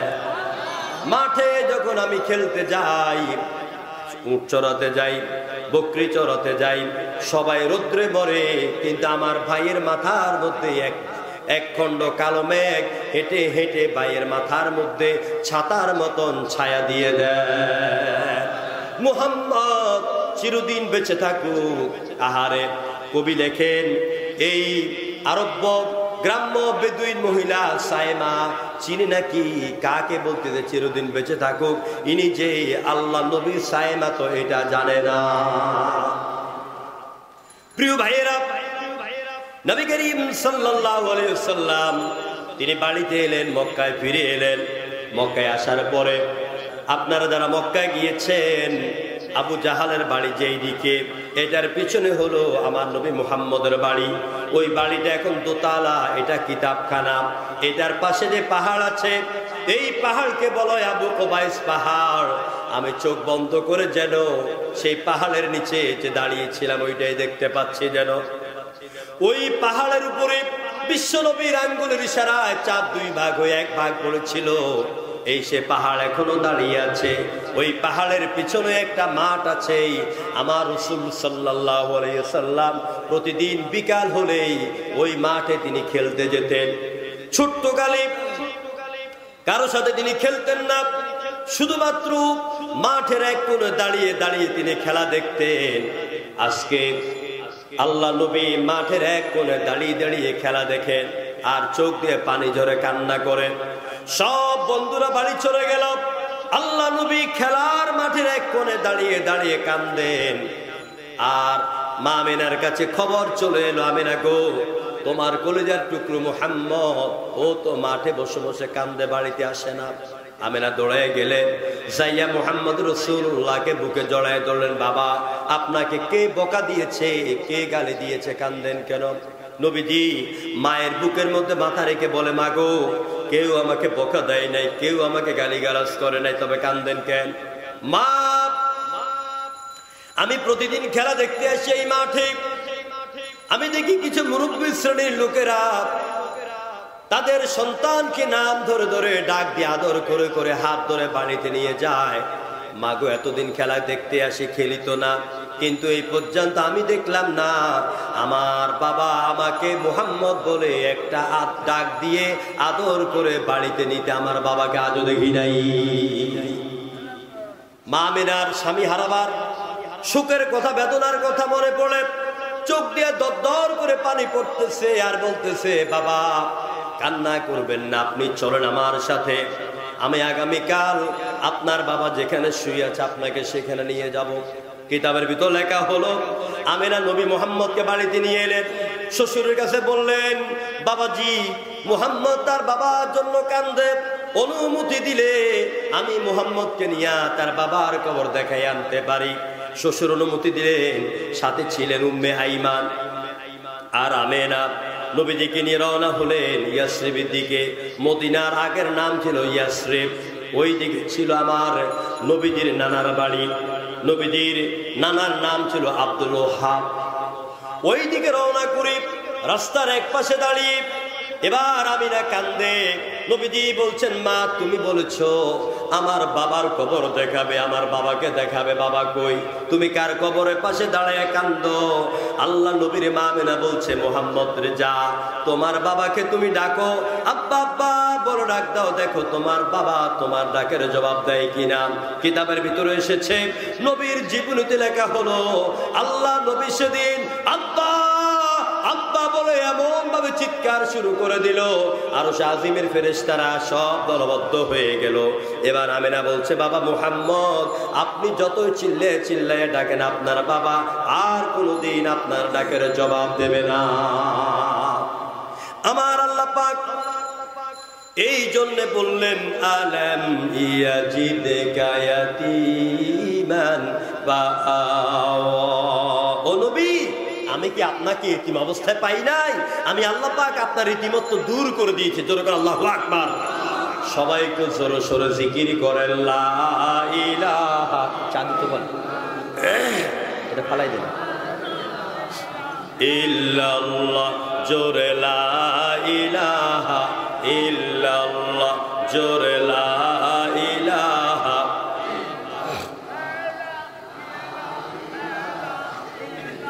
নেই কেহু নেই আল্লাহ ছাড়া, লা ইলাহা।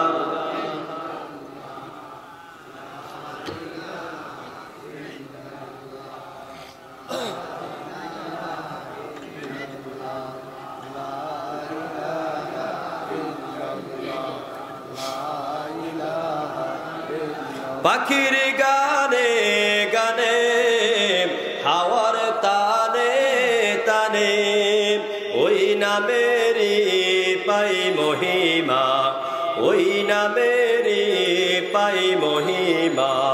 বলে আপন হারা, লা ইলাহা ইল্লাল্লাহ, জোরে লা।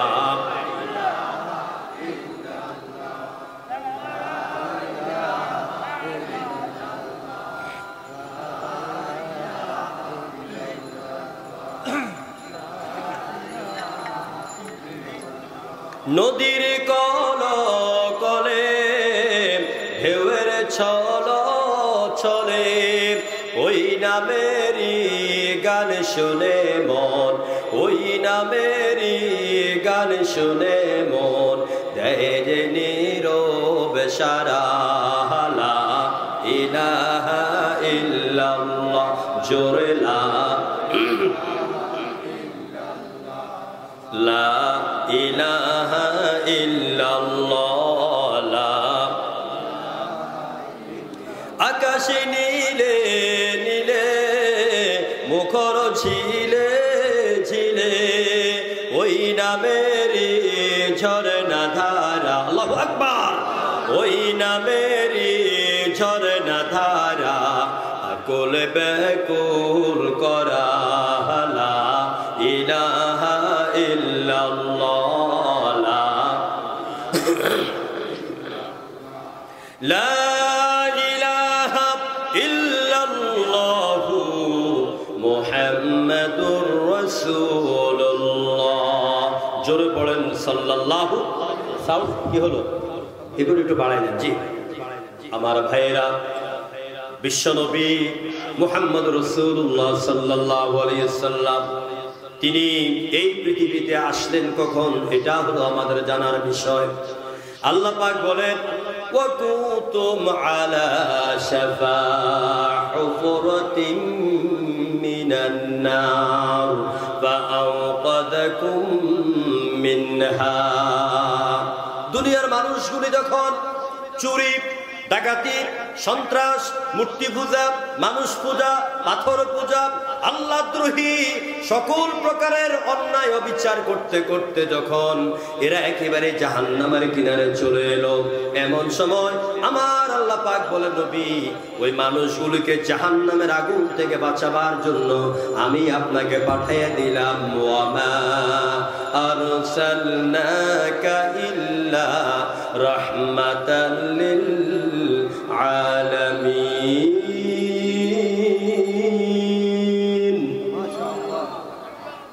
আল্লাহ পাক বলে, নবী গো আমি আপনাকে পৃথিবীর বুকে রহমত করে পাঠিয়ে দিলাম। আপনার রহমতের চাদরের তলে এনে এই পৃথিবীর দিশে হারা মানুষগুলোকে আপনি জান্নাতের দিশা দেখাইয়া দিলে। আমি আপনাকে পৃথিবীতে পাঠালাম। আচ্ছা বলেন তো, আজকের পৃথিবীতে আজকের বাংলাদেশে এই আমাদের অন্যায় অবিচার জুলুম নিপীড়ন মারামারি কাটাকাটি হত্যা খুন খারাপি আছে নাকি নাই? বাংলাদেশে নাই? চট্টগ্রামে নাই? এই যে স্বামী স্ত্রীর সাথে বেড শেয়ার করে, একই বেডে শোয়, ওইখানেও কি শান্তি আছে? এই যে একটা শয়তানের বাক্সা, এটার আমি শয়তানের বাক্সা বলি, যেরকম ঠিক কিনা? এই মোবাইল মানুষের জীবনে যত না উপকার করেছে, ক্ষতি করেছে তার সাথে 10 গুণ। এই মোবাইলের কারণে ঘরের বউ আরেকজনের হাত ধরে ভেঙে যায়। এই মোবাইলের কারণে ক্লাস 7-এ পড়ুয়া মেয়ে মা বাবাকে ঘুমে রেখা অন্যত্র হারিয়ে যায়, যেরকম ঠিক কিনা?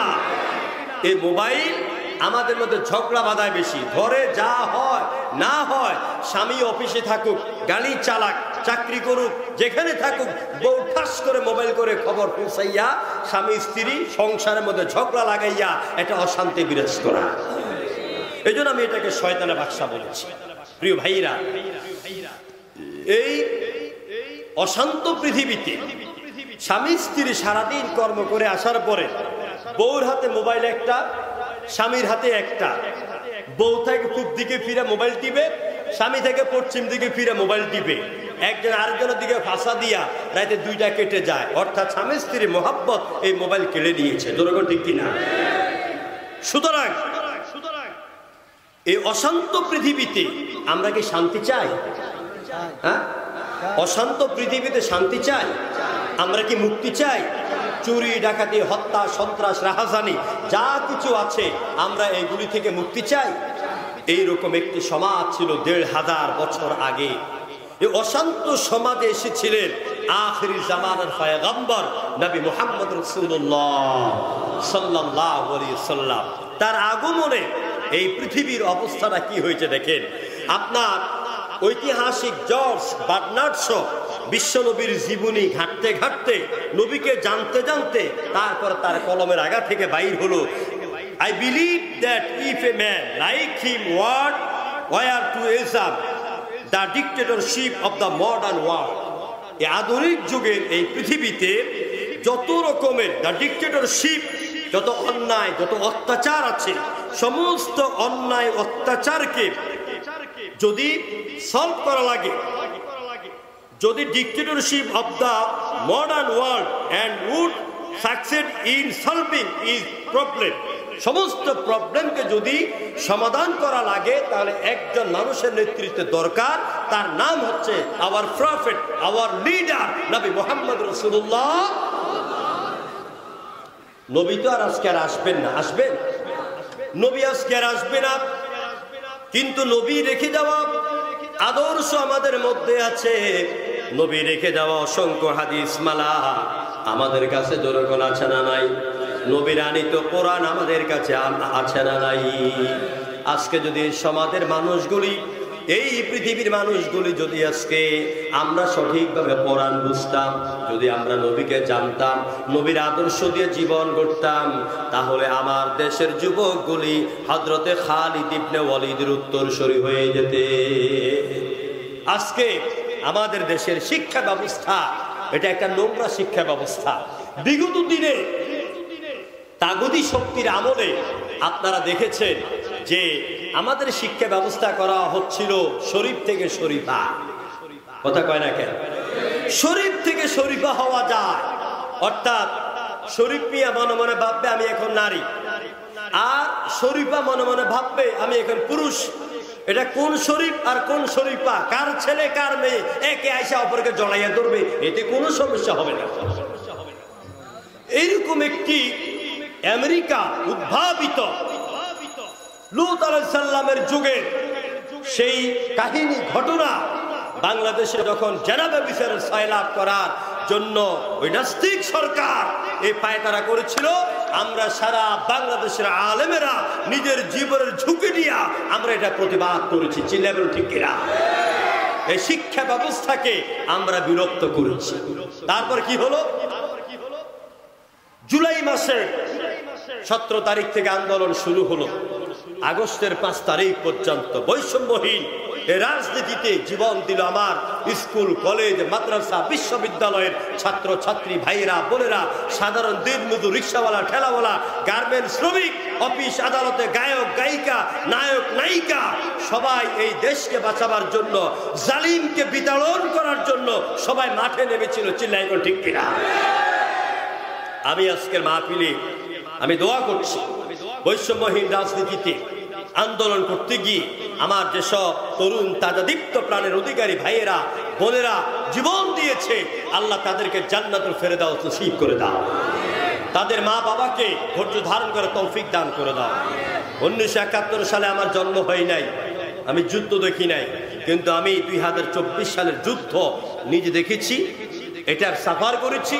এবং আমার বাসা থেকে বাড্ডা থানায় যখন 5 আগস্ট রাতের 2:15 থেকে 4:25 পর্যন্ত মুহুর্মুহু গুলি চলছে, অর্থাৎ ভারতের যে মিলিটারিরা বাড্ডা থানা আশ্রয় নিয়ে গুলি করেছে, সকালবেলা গড়ে দেখা গেল 125 জনের লাশ পড়েছে ঢাকা বাড্ডা রাজপথে।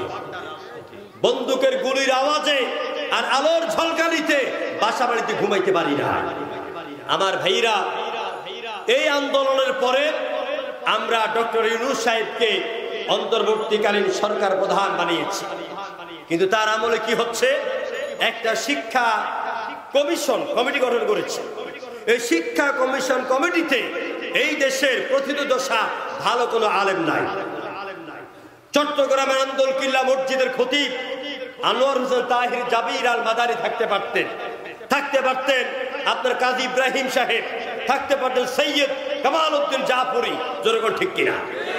এইসব আলেমদেরকে না নিয়ে আবার পুরানো কিছু নাস্তিকদেরকে দিয়া শিক্ষা কমিশন কমিটি গঠন করে আবার আমাদের ছেলেদেরকে নাস্তিক বানাবার পায়ে তারা চলছে। এটা নিয়ে আমরা ঢাকা রাজপথে প্রতিবাদ করছি। এই শিক্ষা কমিটিকে বিলুপ্ত করতে হবে, কোরআন হাদিস ভিত্তিক শিক্ষা ব্যবস্থা চালু করে এই দেশের আমাদের ছেলে সন্তানদেরকে খালিদ ইবনে ওয়ালিদ, ওমর উত্তরসূরি তৈরি করতে হবে। আপনারা চান কিনা? কারা কারা যে দুহা তুলা লাগে দেখা।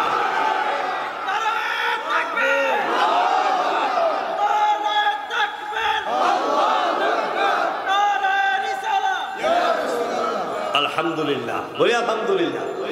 এই নারায়ে রিসালাতের সাথে আরেকটা মিছিল যোগ করতে হবে। আমার সাথে বলেন, আল কোরআনের আলো, জোরে বলতে হবে, আল কোরআনের আলো, আল হাদিসের আলো, সারা বাংলায় যা আলো, কলেজ বিশ্ববিদ্যালয়ে যা আলো, সব সমস্যার সমাধান আমার নেতা তোমার নেতা, নারায়ে তাকবীর। এটা হবে মুসলমানদের স্লোগান, যেরকম ঠিক কিনা? আমরা বিগত জীবনে মাহফিলে নারায়ে তাকবীর আল্লাহু আকবার বলে সভাপতি এরকম খোসা মারত, সভাপতি খোসা মারত। সভাপতি সাহেব খোসা মারেন কেন? নারায়ে তাকবীর আল্লাহু আকবার স্লোগান দেওয়া যাবে না। বলতাম কেন? এটার মধ্যে রাজনীতির চ্যাংটা চ্যাংটা গন্ধ লাগে। অথচ এই তাকবীর দেওয়া আল্লাহ ফরজ করে দিয়েছে। কি করেছেন? ফাকাব্বিরুহু তাকবীরা। জমিন কার? আরো জোরে বলতে হবে। আকাশ কার? সবচেয়ে বড় কে? তো নারায়ে তাকবীর আল্লাহু আকবার। আল্লাহু আকবার অর্থ কি? আল্লাহ মহান, আল্লাহ সবার চাইতে বড়।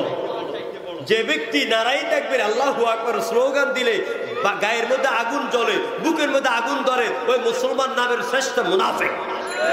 চিল্লায় বলো ঠিক কিনা? এই জমিনে তাকবীর হবে কার? আল্লাহ। প্রিয় বন্ধুগণ, এবার আসুন, আমি আলোচনা বেশি দীর্ঘায়িত করব না। আমি শুধু আজকে এই আলোচনায় নবীদের জীবন নিয়ে যদি আলোচনা করি, হুজুরের শৈশবকাল, হুজুরের যৌবনকাল, তারপরে হুজুরের কি যে বলে নবীদের সৌন্দর্য, চেহারা কি সুন্দর ছিল আমার রাসূলের, যেরকম সুবহানাল্লাহ।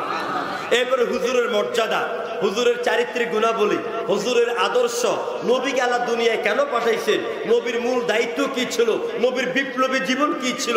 এরকম একদিনের 2 ঘন্টার মাহফিলে হবে না, ঘন্টার পর ঘন্টা আলোচনা করলে তো যাই নবীকে শিখতে পারবেন। কোন আল্লাহু আকবার। এই কোরআনের তাফসীর করে কি শেষ করা যাবে? যেরকম যাবে। এই কথা কে বলেছেন? قُلْ لَوْ كَانَ الْبَحْرُ مِدَادًا لِكَلِمَاتِ رَبِّي لَنَفِدَ الْبَحْرُ قَبْلَ أَنْ تَنْفَدَ كَلِمَاتُ رَبِّي وَلَوْ جِئْنَا بِمِثْلِهِ مَدَدًا। নবী আপনি বলুন, আমার রবের কথাগুলিকে লিখার জন্য বলার জন্য যদি তাম পৃথিবীর সপ্ত দরিয়ার পানিগুলিকে কালি বানানো হয়, ওই পানিগুলি শুকিয়ে যাবে, কিন্তু আল্লাহর কালামের ব্যাখ্যা বলে আর লিখে শেষ করা যাবে না। কোরআনের ব্যাখ্যা করে যেমন শেষ করা যাবে না, নবীর আলোচনা করেও শেষ করা যাবে না। নবী করিম সাল্লাল্লাহু আলাইহি সাল্লামের সংক্ষিপ্তভাবে তার রূপের বাহার কত ছিল একটু শোনাই। শামাইল তিরমিজি নামক একটি কিতাব আছে, যে কিতাবে নবীজির নখ মোবারক থেকে শুরু করে পায়ের গোড়ালি থেকে মাথার চুল মোবারক পর্যন্ত গোটা শরীরের বর্ণনা এসেছে। আমি অনেকগুলো হাদিসের অর্থ মাত্র 3-4 লাইন আপনাদেরকে বলে দিচ্ছি। আল্লাহ নবীর চুল মোবারক, কেশ মোবারক এত সুন্দর ছিল, হুজুর যখন বাবরি চুল রাখতেন, হুজুরের ঘাড়ের মধ্যে চুলগুলি লম্বা হয়ে পড়তো। নবীজির চিরুনির দরকার ছিল না, এই আঙ্গুল মোবারক গুলি মাথার মধ্যে ঢুকাইয়া এমনি দিলে চুলগুলি সিটি হয়ে যেত। সুবহানাল্লাহ।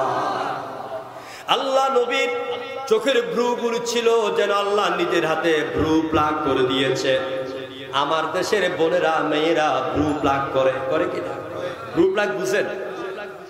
আমি আগে জানতাম না, পরে আমার বউরে আমি জিজ্ঞেস করলাম, আচ্ছা ভ্রু প্লাগ কার আগে আমরা বুঝাও। আমি তো জীবনে কখনো বিউটি পার্লারে যাই নাই, তবে আমি জানি যে ভ্রু প্লাগ হচ্ছে এই ভ্রু থেকে আশেপাশে যতগুলি চুল ছড়ানো আছে এইগুলিকে সুই বা ব্লেডের আগা দিয়ে উঠাইয়া এই ভ্রুগুলিকে একটা লাভের মতন একটা চিহ্ন কইরা অঙ্কিত করা, এটাকে বলে ভ্রু প্লাগ। এই ভ্রু প্লাগ যে বোনেরা করেন এটা সম্পূর্ণ হারাম, হারাম এবং হারাম। শরীরের একটা পশম উঠাইয়া আপনার সৌন্দর্যকে বৃদ্ধি করা আমার আল্লাহ জায়েজ করেন নাই। আল্লাহ আপনাকে যেই রকম সুন্দর করতে চেয়েছেন ওই রকম আল্লাহ আপনাকে সুন্দর বানিয়ে দিয়েছে। নবীজির চোখের ব্রুগুলি যেন আল্লাহ নিজের হাতে ব্রু প্লাগ করে দিয়েছে। হুজুরের চোখ মোবারক এত সুন্দর ছিল, চোখের মধ্যমণি কোকিলের গায়ে রঙের মতন কালো ছিল। হুজুরের নাকটা ছিল সরু এবং লম্বা। আপনারা দেখবেন আমাদের বাচ্চারা জন্মাইলে পরে দাদি নানি ফুপিরা বা মা বাচ্চার নাক টিপে কিনা? নাক টিপে কেন জানেন? কারণ নাকটা যদি লম্বা হয়, সোজা হয়, তাহলে চেহারা সুন্দর হবে, এই জন্য নাক টিপে। আল্লাহ নবীর নাক কেউ টিপা লাগে নাই, আল্লাহ নিজে নাকটাকে একদম বাঁশির মতো সুন্দর করে বানিয়ে দিয়েছে। হুজুরের ঠোঁটগুলি ছিল গোলাপ ফুলের পাপড়ির মতন। নবীজির দাঁতগুলি ছিল এত সুন্দর, এত সাদা। হুজুর যখন মুস্কি হাসি দিতেন মনে হতো যেন কালো মেঘের ভিতর দিয়া বিদ্যুৎ চমকাইয়া গেছে। এত সুন্দর ছিল হুজুরের চেহারা মোবারক, হুজুরের চিরুনি, হুজুরের হাসি, হুজুরের চলা। যখন তিনি হাঁটতেন মনে হতো যেন উঁচু পাহাড় থেকে নিচের দিকে কোনো বীর নেমে আসতেছে। এ হচ্ছে আমার রাসূল। তিনি তেমন লম্বাও ছিলেন না, তিনি তেমন বেটেও ছিলেন না, তিনি কখনো জোর ধমক দিয়ে কথা বলেন নাই। তার ছিল স্বভাব চরিত্র এইরকম। আল্লাহ রাব্বুল আলামিন বিশ্ব নবীকে এত মর্যাদা দিলেন। হুজুরের সৌন্দর্য বা হুজুরের মর্যাদা নিয়ে কথা বললে ঘন্টার পর ঘন্টা চলে যাবে। আমার আল্লাহ পাক আমার নবীর মর্যাদা কোরআনে কারীমের মধ্যে এইভাবে দিলেন। এই যে 30 পারা কোরআন শরীফ দেখতে পাচ্ছেন, এই 30 পারা কোরআনের মধ্যে যা আছে আমার নবীর জীবনী, বাস্তব জীবনে তাই করা ছিল। 30 পারা কোরআনের বাস্তব মুজাসসাম ছিলেন আমার নবী মুহাম্মদ সাল্লাল্লাহু আলাইহি সাল্লাম।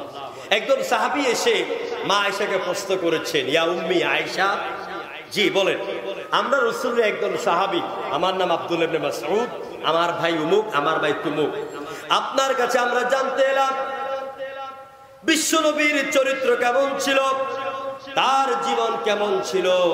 মা আয়েশা বললেন, ইয়া বুনাইয়া, ও কলেজার টুকরো ছেলেরা, আপনারা কি কোরআন পড়েন নাই? সাহাবীরা বলছেন, মাগো, এখানে আমরা যারা আছি আমরা সবাই হাফেজে কোরআন, আলেমে কোরআন, মুফাসসিরিনে কোরআন। ও বাবারা, আপনারা যদি কোরআন সম্পর্কে এতটাই জানেন, আল্লাহ নবীর জীবন, ওর চরিত্র সম্পর্কে কেন জানতে এলেন? তবে প্রশ্ন যেহেতু করেই বসেছি, আমি এক কথা জবাব দিচ্ছি, কানা খুলুকুহুল কুরআন। 30 পারা কোরআনের ভিতরে যা আছে আমার নবী বিশ্ব নবীর জীবনী তাই বাস্তবে করা আছে। কি চরিত্র আল্লাহ পাক নবীকে দিয়েছেন। এই যে আমাদের চরিত্রের সার্টিফিকেটের দরকার হলে আমরা চারিত্রিক সার্টিফিকেট কই থেকে আনি জানেন না? মনে হয় আপনারা চাকরি করেন না, চরিত্রিক সার্টিফিকেট দরকার হয় কি না? এলাকার চেয়ারম্যান থেকে আনেন।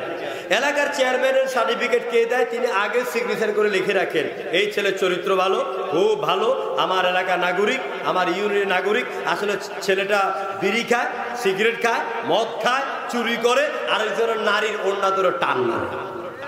জনগণ ঠিক কিনা? কিন্তু পাইকারি দরের এই সার্টিফিকেট দিয়ে দিছে ওর চরিত্র খুব ভালো। আমার নবীর চরিত্রের সার্টিফিকেট এইরকম দুনিয়ার কোন নেতা, কোন এমপি, কোন মন্ত্রী দেয় না। কে দিয়েছেন? চিল্লে বলতে হবে কে? আল্লাহ পাক বলেন ওয়া ইন্নাকা লাআলা খুলুকিন আযীম। ও নবী, নিশ্চয় আমি আপনাকে সবচাইতে উন্নত চরিত্রে ভূষিত করেছি। কি চরিত্র! হুজুরের চারিত্রিক গুণাবলীর 16টি পয়েন্ট আছে। এক একটা পয়েন্ট শুনলে আপনার হৃদয় শিহরে উঠবে। কি উন্নত চরিত্রের মানুষ আমার। আল্লাহ পাক নবীকে চারিত্রিক মর্যাদা দিলেন, হুজুরকে দোয়ার মর্যাদা দিলেন। সব নবীরা, আদম, ইউসুফ, ইউনুস, ইব্রাহিম, ইসমাইল, নূহ, ইদ্রিস, সব নবীরা যখনই যা দরকার হয়েছে আল্লাহর দরবারে হাত তুলেছেন। আমার নবীর কোনো কিছু দরকার হলে হাত তোলা দরকার ছিল না, মনে মনে শুধু কল্পনা করেছেন। আল্লাহ বলছেন কদ নারা তাকাল্লুবা ওয়াজহিকা ফিস সামাই ফালানুওয়াল্লিয়ান্নাকা কিবলাতান তারদাহা। ও নবী, আপনি হাত তুলতে হবে না, আকাশের দিকে তাকাইতে হবে না, মনে মনে যা চিন্তা করেন অতি শীঘ্রই আল্লাহ পাক আপনার মনের খবর জেনে আপনার মনের সব চাহিদা পূরণ করে দিবেন।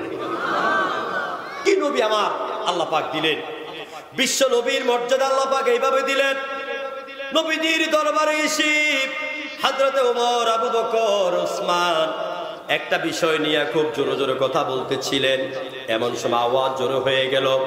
আল্লাহ পাক দেখলেন আমার নবীর কণ্ঠের আওয়াজের উপর নবীর সাহাবীদের আওয়াজ চলে গেল। আল্লাহ পাক সাথে সাথে জিব্রাইলকে পাঠিয়ে দিলেন। কোরআনে কারীমের 26তম পারা সূরা হুজরাতের 2 নম্বর আয়াতে আল্লাহ পাক জানায়া দিলেন ইয়া আইয়ুহাল্লাযীনা আমানু লা তারফাউ আসওয়াতাকুম ফাওকা সাওতিন নবী। হে ঈমানদারেরা, যারা আমার রাসূলের দরবারে এসে উচ্চ কণ্ঠে কথা বলো, যদি আমার রাসূলের গলার আওয়াজের উপর তোমাদের আওয়াজ চলে যায় আনতাহাবাতা আমালুকুম, আমি তোমাদের সব আমলগুলোকে বরবাদ করে দিব। সুবহানাল্লাহ কইতেন না? তাহলে নবীকে আল্লাহ কি মর্যাদা দিলেন। এবার দেখুন, নবীর মর্যাদা দিয়েছেন ইংরেজ দার্শনিক থমাস কারেন, বড় মানের একজন দার্শনিক। তিনি হুজুরের মর্যাদা দিতে গিয়া রাতের গভীরে কলমের আগায় ধরলেন। A great change, what a great change and progress is indicated in the universal's conditions thought of me. কি মহান রাসূল, কি মহান নবী, যার আগমনের কারণে এই পৃথিবীর সব চিন্তাধারার পরিবর্তন হয়ে যায়। আল্লাহু আকবার। বিশ্ব নবীর মর্যাদা দেখতে গিয়া হিন্দু ধর্মের ধর্মীয় কিতাব নাম হলো বেদ। হিন্দু ভাইরা আছেন, বেদ পড়েন, দেখবেন হিন্দু ধর্মের বেদের প্রণেতা নাম হচ্ছে মনু। তিনি আল্লাহ এবং তার রাসূলের মর্যাদা দিদিকে তিনি লিখলেন হোতারমিন্দ্র হোতারমিন্দ্র মহাসুরিন্দ্রা। এটা বেদের পড়া। কিসের পড়া? পড়বো তো, একটু পড়ি শুনে।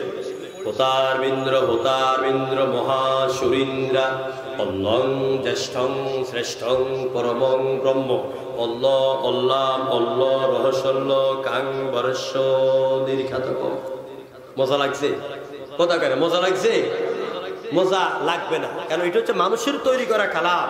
আর আমরা যে কোরআন পড়ি এটা কার কালাম? কার কালাম? আচ্ছা, ওইখানে কি বলা হয়েছে? বলা হয়েছে যে সবচেয়ে মহান হচ্ছে আল্লাহ, তার একজন রাষ্ট্রীয় দূত এই পৃথিবীতে এসেছে, নাম হচ্ছে মুহাম্মদ রাসূলুল্লাহ। হিন্দুরা যখন মরার সময় একটা কলমা পড়া, এটা মন্ত্র পড়া, এটা জানেন আপনারা? এটা অনেক হিন্দু ভাইরাই জানে না। মন্ত্রটা হচ্ছে এইরকম, আমি যখন ভারতে যাই তখন বেদ, বাইবেল, ত্রিপিটক, জিন্দাবস্তা, উপনিষদ, মহাভারত, রামায়ণ, ভগবত গীতা এগুলো আমি সংগ্রহ করি। আবার এগুলি আমি কোরআনের মতন এগুলি স্টাডি করি, আমি জানার চেষ্টা করি।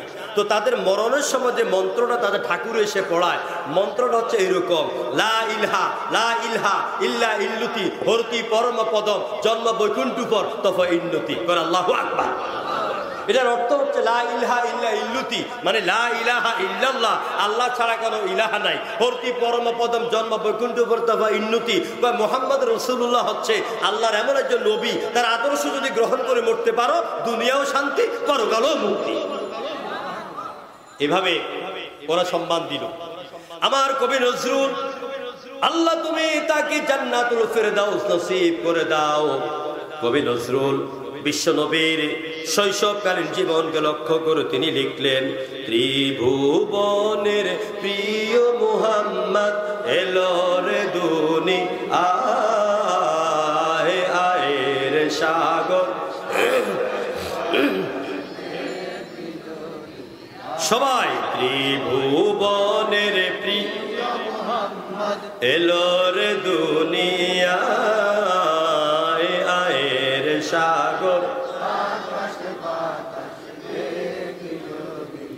দেখ আমি মায়ের কোলে দোলে শিশু ইসলাম দোলে, কচি মুখে শাহাদাতের বাণী সে শোনায়, আয় রে সাগর আকাশে বাতাসে দেখবি যদি। এটা হচ্ছে নবীজির শৈশবকালীন প্রশংসা করে কবি নজরুল। এবার দেখুন কবি নজরুল রসুলের রাজনৈতিক জীবন নিয়ে কি লিখলেন। তিনি লিখলেন, কবি নজরুল ইসলাম, জাতি ভেদ হিংসা বিদ্বেষ করিতে মোচন, দ্বৈতবাদ বহুবাদ করিতে খণ্ডন, সাম্য মৈত্রী স্বাধীনতা একেশ্বরবাদ ঘুষিতে আইলে তুমি রাসূল মুহাম্মদ। সুবহানাল্লাহ কইতেন না?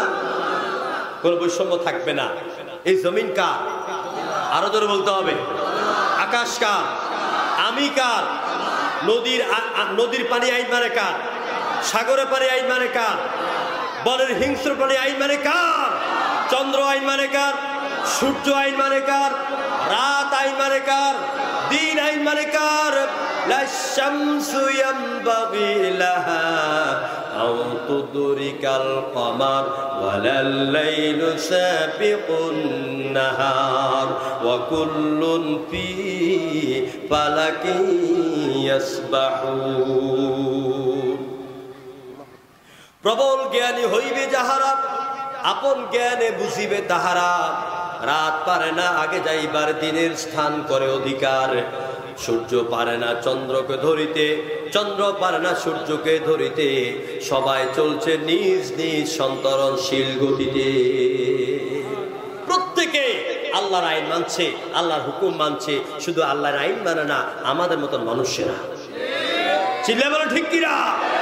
এই জমিনে যেদিন কোরআন ভিত্তিক আল্লাহর আইন দিয়া সমাজ, রাষ্ট্র, সচিবালয়, মন্ত্রণালয়, এরপরে আপনার প্রশাসন বিভাগ, এডিসি, ডিসি সবগুলি আল্লাহর কোরআন দিয়ে পরিচালিত হবে, সেদিন আল্লাহর নামে কসম করে বলে যায়, এই চট্টগ্রামের জমিনে সন্ত্রাস থাকবে না, চুরি থাকবে না, ডাকাতি থাকবে না, যৌতুকের জন্য আমার বোনদের গায়ে দুষ্ট স্বামীরা লোহার দাগ দিয়ে হত্যা করবে না।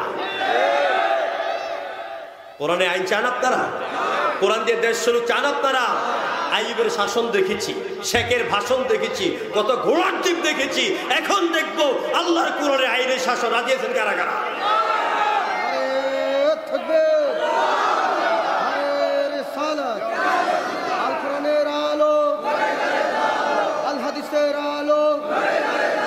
আমার ভাইয়েরা, আমি কথা এইভাবে শেষ করছি। বিশ্ব নবীর আদর্শের কথা আল্লাহ পাক কোরআনে বলে দিলেন। আমি আপনি আমার যুবক ভাইয়েরা, কেউ চাকরি করেন, কেউ পড়াশোনা করেন, যৌবনের রক্ত শরীরে টকবক করে। এই যৌবনের রক্ত যদি আমরা বিশ্ব নবীর আদর্শের খাতে ব্যয় করতে পারি, তাহলে আপনি হয়ে যাবেন এই জামানার ওমরের উত্তরসূরি। ঠিক কিনা বলেন? সমাজের অবস্থাকে পরিবর্তন করার জন্য বর্তমানে ওমরের দরকার আছে নাকি নাই? দাও খোদা দাও আমায় আবার দারাজে দিল দাও আলীর মতন বীর সেনানী আলীর মতন বীর সেনানী জাগাতে নিখিল দাও খোদা দাও আমায় আবার ওমর দারাজে দিল। জোরে করে আমিন। যুবক ভাইদেরকে বলি, মা বোনদেরকে বলি, আদর্শ যদি মানতে হয় কার আদর্শ মানবেন? কোরআনে কারীমের 22তম পারা সূরা আল আহজাবের ভিতরে 21 নম্বর আয়াত আল্লাহ বলে দিলেন, লাকাদ কানা লাকুম ফি রাসূলিল্লাহি উসওয়াতুন হাসানাহ। আমার আল্লাহ পাক বলেন, যারা আখিরাতকে বিশ্বাস করো, যারা আমি আল্লাহর জিকির করো, যারা আল্লাহর উপর ঈমান এনেছো, তাদের জন্য আমার নবী মুহাম্মদ রাসূলুল্লাহর জীবনে রয়েছে উত্তম আদর্শ। আজকে আমার দেশের যুবকেরা পথভ্রষ্ট হয় কেন?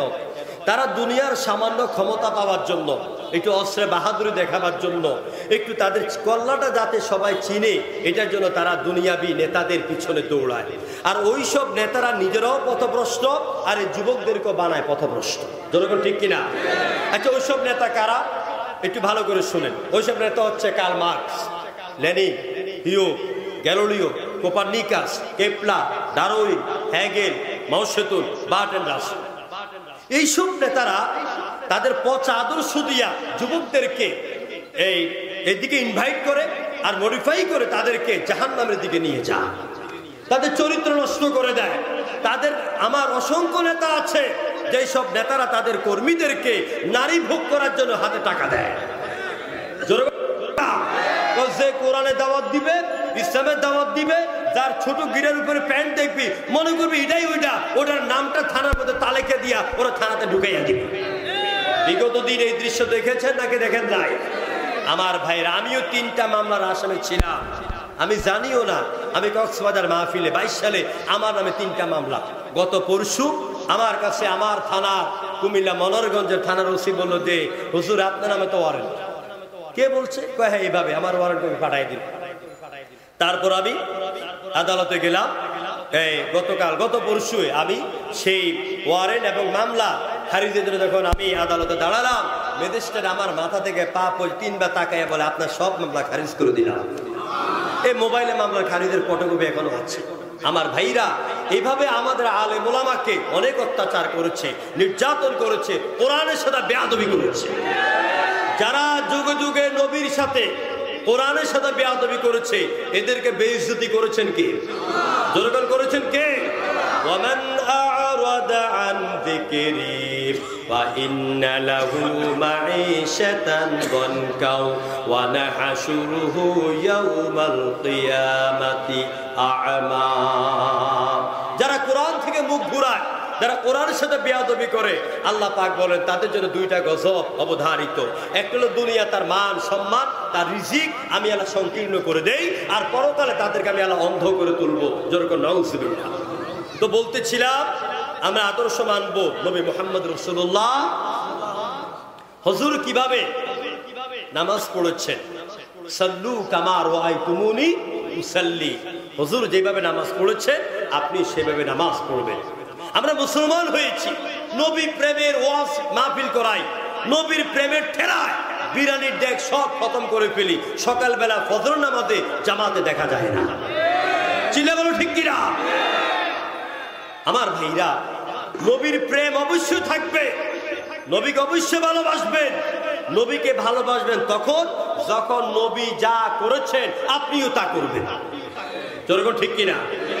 নামাজগুলি এমন ভাবে পড়বেন, আল্লাহ নবীর জীবনের মধ্যে দেখা যায় মিশকাতের হাদিসের ভিতরে এলো, আল্লাহ নবী নামাজ পড়া যাওয়ার পর থেকে গোটা জীবনে মাত্র 13 ওয়াক্ত নামাজ অসুস্থতার কারণে মসজিদে গিয়ে জামাতে পড়তে পারেন নাই।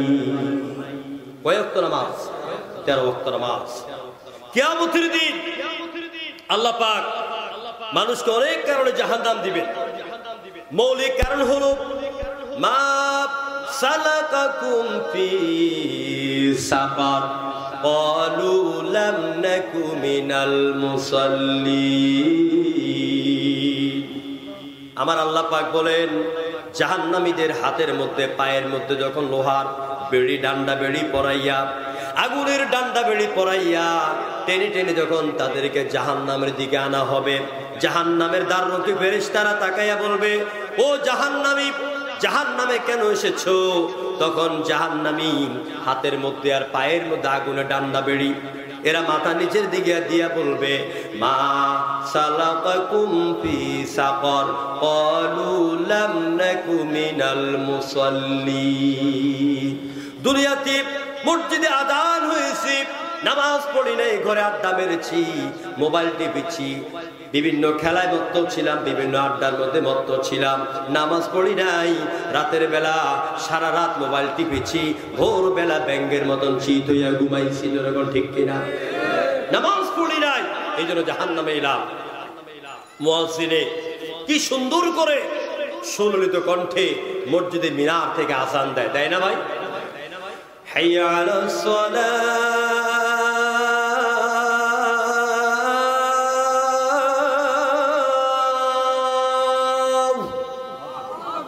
আযান দেয় কিনা? এটার অর্থ কি? এসো নামাজের দিকে, এসো নামাজের দিকে। মুসল্লি শুনে কান পাতে না। আবার মুয়াজ্জিন এরপর আবার বলে, হাইয়া আলাল ফালাহ,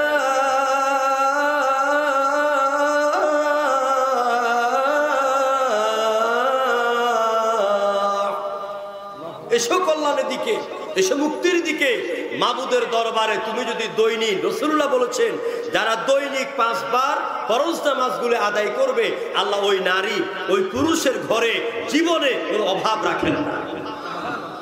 নামাজ পড়বেন, রিজিকের দায়িত্ব কার? আমি আপনি আল্লাহর গোলামি করব, আল্লাহ আমার রিজিকের দায়িত্ব নেবেন। এই জন্য মা বোনদেরকে বলবো নামাজগুলি পড়বেন, ভাইদেরকে বলবো নামাজগুলি পড়বেন।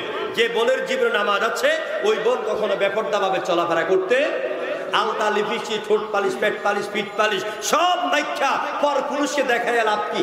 আপনার জিনিস আপনার কাছে, ওই পুরুষ তার কাছে, তার বউ তার কাছে, আপনার স্বামী আপনার কাছে।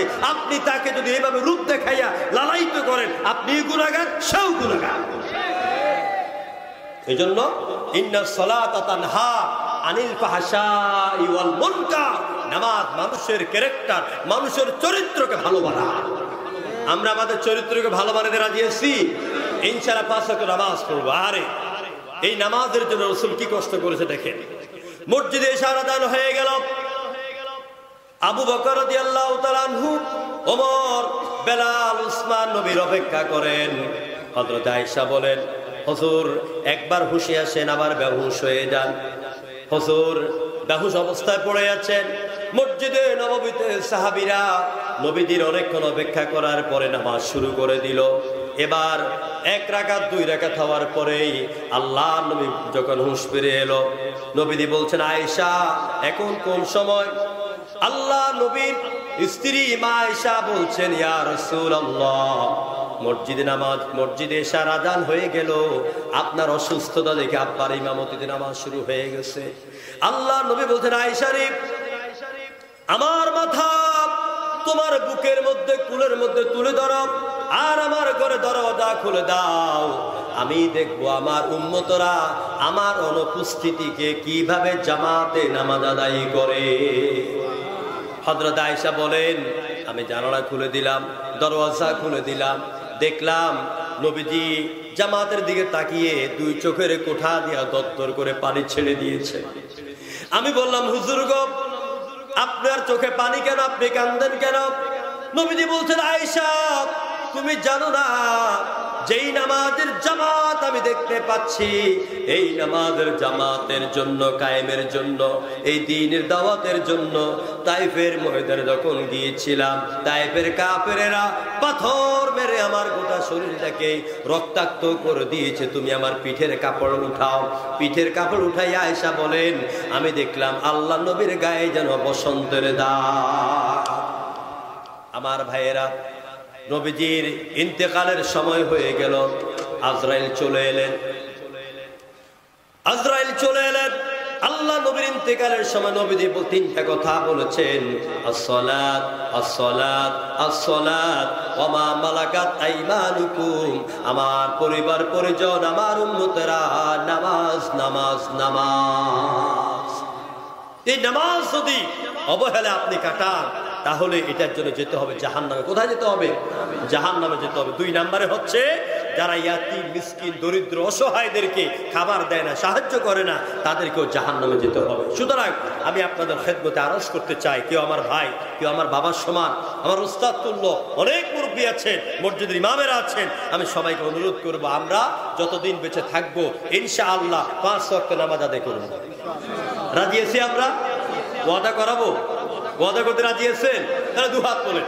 এবার আমার সাথে বলেন, হায় আল্লাহ, যতদিন তুমি বাঁচাইয়া রাখবে ইচ্ছা করে ফরজ নামাজ ফরজ রোজা ছেড়ে দিব না। আল্লাহ পাক এই ওয়াদা পালন করার পূর্ণ তৌফিক আমাকে দান। বিশ্বনবীর আদর্শে নামাজ ছিল। বিশ্বনবীর আরেকটা আদর্শ ছিল মা বাবার খেদমত, মা বাবার সাথে ভালো ব্যবহার করা। এটা আরেকটা চ্যাপ্টার, আমি সংক্ষিপ্তভাবে বলবো। আব্বা মা বড় নিয়ামত। যে মা আপনাকে 9 মাসের অধিক পেটে ধারণ করেছে, যে মা নিজে না খাইয়া আমারে খাওয়াইছেন, যেই মা নিজের পেটে খাবার না দিয়া আমার জন্য ভাত তুলে রেখে আমার মুখে খাবার দিয়েছেন, সেই আমাদের অনেকের মা দুনিয়া থেকে বিদায়ী হয়েছেন। যেরকম ঠিক কিনা? আমারও মা নাই, বাবা নাই, দুজনকে হারিয়েছি। এখন সন্তান হিসেবে কাজ কি? আল্লাহ নবী বলেছেন বুখারীর বর্ণনা, 1 নম্বরে সন্তান মা বাবার জন্য দান সদকা করবেন বেশি করে। 2 নম্বরে প্রত্যেক নামাজে আব্বা আম্মার জন্য আল্লাহর কাছে ইস্তেগফার কামনা করবেন, মাপ চাইবেন। আমি আজকেও আসার সময় আমার আব্বা আম্মার কবর জিয়ারত করে আমি এখানে এসেছি, গ্রামের বাড়ি দিয়ে আসছি। আমার ভাইরা, এরপরে মা বাবাকে অনেক যুবকেরা চোখ রাঙায় কথা বলেন। এই চট্টগ্রামের এলাকায় অনেক যুবক ভাইরা আছেন যে আপনি বড় হয়েছেন, চট্টগ্রাম ইপিজেডে চাকরি একটা পাইছেন, মেয়ে এখানে ধরছেন বা এখানে এসে পাইছেন, বিয়ে করছেন, ওরে নিয়ে ঘর সংসার করেন, মা বাবার খবর নাই।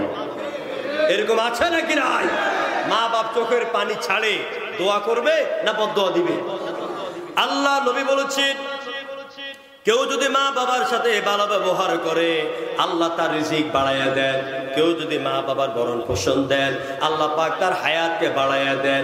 যে ব্যক্তি প্রত্যেক নামাজের পরেই আব্বা আম্মার জন্য দোয়া করে, রব্বিরহামহুমা কামা রব্বায়ানি সগীরা, পড়েন সবাই, রব্বিরহামহুমা কামা রব্বায়ানি। আল্লাহর নবী বলেছেন ওই নেককার সন্তানের নামটা আল্লাহ পাক আল্লাহর ওলির খাতার মধ্যে লিখে দেন। তাই আমি অনুরোধ করে যাব, আসুন আমরা আব্বা আমার খেদমত করি, আমরা 5 ওয়াক্ত নামাজ আদায় করি, আমরা সত্য কথা বলি, আমরা মিথ্যা থেকে দূরে থাকবো। কারণ ইনশাআল্লাহ অনেকে কিছু টাকা পয়সা জমায়ে সুদের ব্যবসা করেন, মনে এলাকার মানুষ সুদ চিনে না, আছে আছে। এখন সুদের আলোচনা আমি যাব না। আল্লাহ পাক বলেন, মা জারু বাকিয়া ওয়াজারু মা বাকিয়া মিনার রিবা, তোমরা সুদের কারবার ছেড়ে দাও।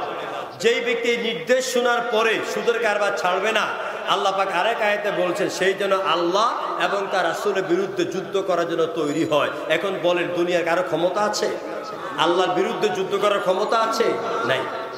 এরপর নবীজি বলছেন, যারা সুদ খায়, যারা সুদ দেয়, যারা সুদের হিসাব লেখে, এরা যেন নিজের মায়ের সাথে কাবা শরীফের সামনে মারে উলঙ্গ কইরা 70 বার জেনা করে। যারা সুদ দেয়, যারা সুদ খায়, যারা সুদ দেয়, আল্লাহ আমাদেরকে মাফ করুন, জোরে করে আমিন। প্রিয় ভাইয়েরা, আমরা নবীর আদর্শ মতো জীবন চালাবো, মানুষকে কষ্ট দেব না। ওয়াকুলু লিন্নাসি হুসনা, আপনার একটা সুন্দর ব্যবহার আপনার ইবাদত হয়ে যাবে। মুরব্বিদেরকে সালাম দিবেন, মারামারি করবেন না। রাজনীতি যারা করে তারা তাদের জায়গা আছে, আপনি আর আমি এখানে দোকানে ঝগড়া করিয়া মাথা ফাটাইয়া লাভ কি? যেরকম লাভ আছে? এই এলাকার আব্দুর রহিম মরছে, আব্দুল করিম জানাজা দিবে, আব্দুল করিম মরছে, আব্দুর রহিম জানাজা দিবে। এই ভ্রাতৃত্ববোধ, এই ভালোবাসা আমাদের মধ্যে টিকায় রাখতে হবে, যেরকম ঠিক কিনা? এরপরে আমরা শিরক করব না, আমরা বেদাত করব না, আমরা আল্লাহকে ভয় করে নবীর সুন্নাহ দিয়ে জীবন আদর্শ আমরা গঠন করব। আগামী দিনে বাংলাদেশকে কোরআনের পতাকা তেলে আনার জন্য আন্দোলনের দরকার হলে আন্দোলন করব, রক্ত দেওয়ার দরকার হলে রক্ত দেব। আমরা ঐক্যবদ্ধভাবে আল্লাহর কোরআনের রাজ কায়েম করার জন্য এই মাহফিল থেকে শপথ নিব, দরকার ইনশাআল্লাহ। রাজি আছেন তো? আমরা আমার জন্য দোয়া করবেন। আমি আমি আপনাদের জন্য এলাকার জন্য নতুন, ইউটিউবে গেলে আমাকে পাবেন, আজমিরি টিভি 24, জহিরুল ইসলাম আল জাবির চার্জ দিলে পাবেন, তাফসির টিভি এখানে চার্জ দিলে আমাকে পাবেন। অসংখ্য আলোচনা আছে। আমি জীবনের 28 বছর কোরআনে খেদমত করি বাংলাদেশ, ভারতে। আমার হাতে এই পর্যন্ত 32 জন অমুসলিম ইসলাম কবুল করেছে। এই যে কি জানি আজহারি, মিজানুর রহমান আজহারি, এই আজহারি তার মেট্রিক হলো 2004-এ। আমার আর তারিক মনোয়ার ভাইয়ের আলোচনাগুলো বেশি ফলো করতেন, আমরা তার জন্য দোয়া করি। মাশাআল্লাহ, তার কণ্ঠের ভয়েস সুন্দর এবং ইংলিশে খুব ভালো করেছেন এই জন্য, এবং ভাইরালও হয়েছে। আল্লাহ পাক তার দ্বারা দিনের খেদমত কবুল করে, আমরা বলি আমিন। এরপর আমির হামজা, আমার ওয়াজের বয়স যত, ওর বয়সও তত। আমির হামজা মাশাআল্লাহ ভালো কথা বলে, এখন লক্ষ লক্ষ লোক হয়। সুতরাং তাকেও আল্লাহ পাক দিনের জন্য কবুল করুন, আমরা বলি আমিন। এই দিন, এই জমিনে আমরা কোরআনের হক কথা বলে থাকতে চাই, বাঁচতে চাই। কোরআনের পক্ষে রাজ কায়েমের আন্দোলনে নিজেকে শরীক করতে হবে, তাহলে নবীর আদর্শগুলি আমাদের মানা হবে বলে প্রমাণিত হবে ইনশাআল্লাহ।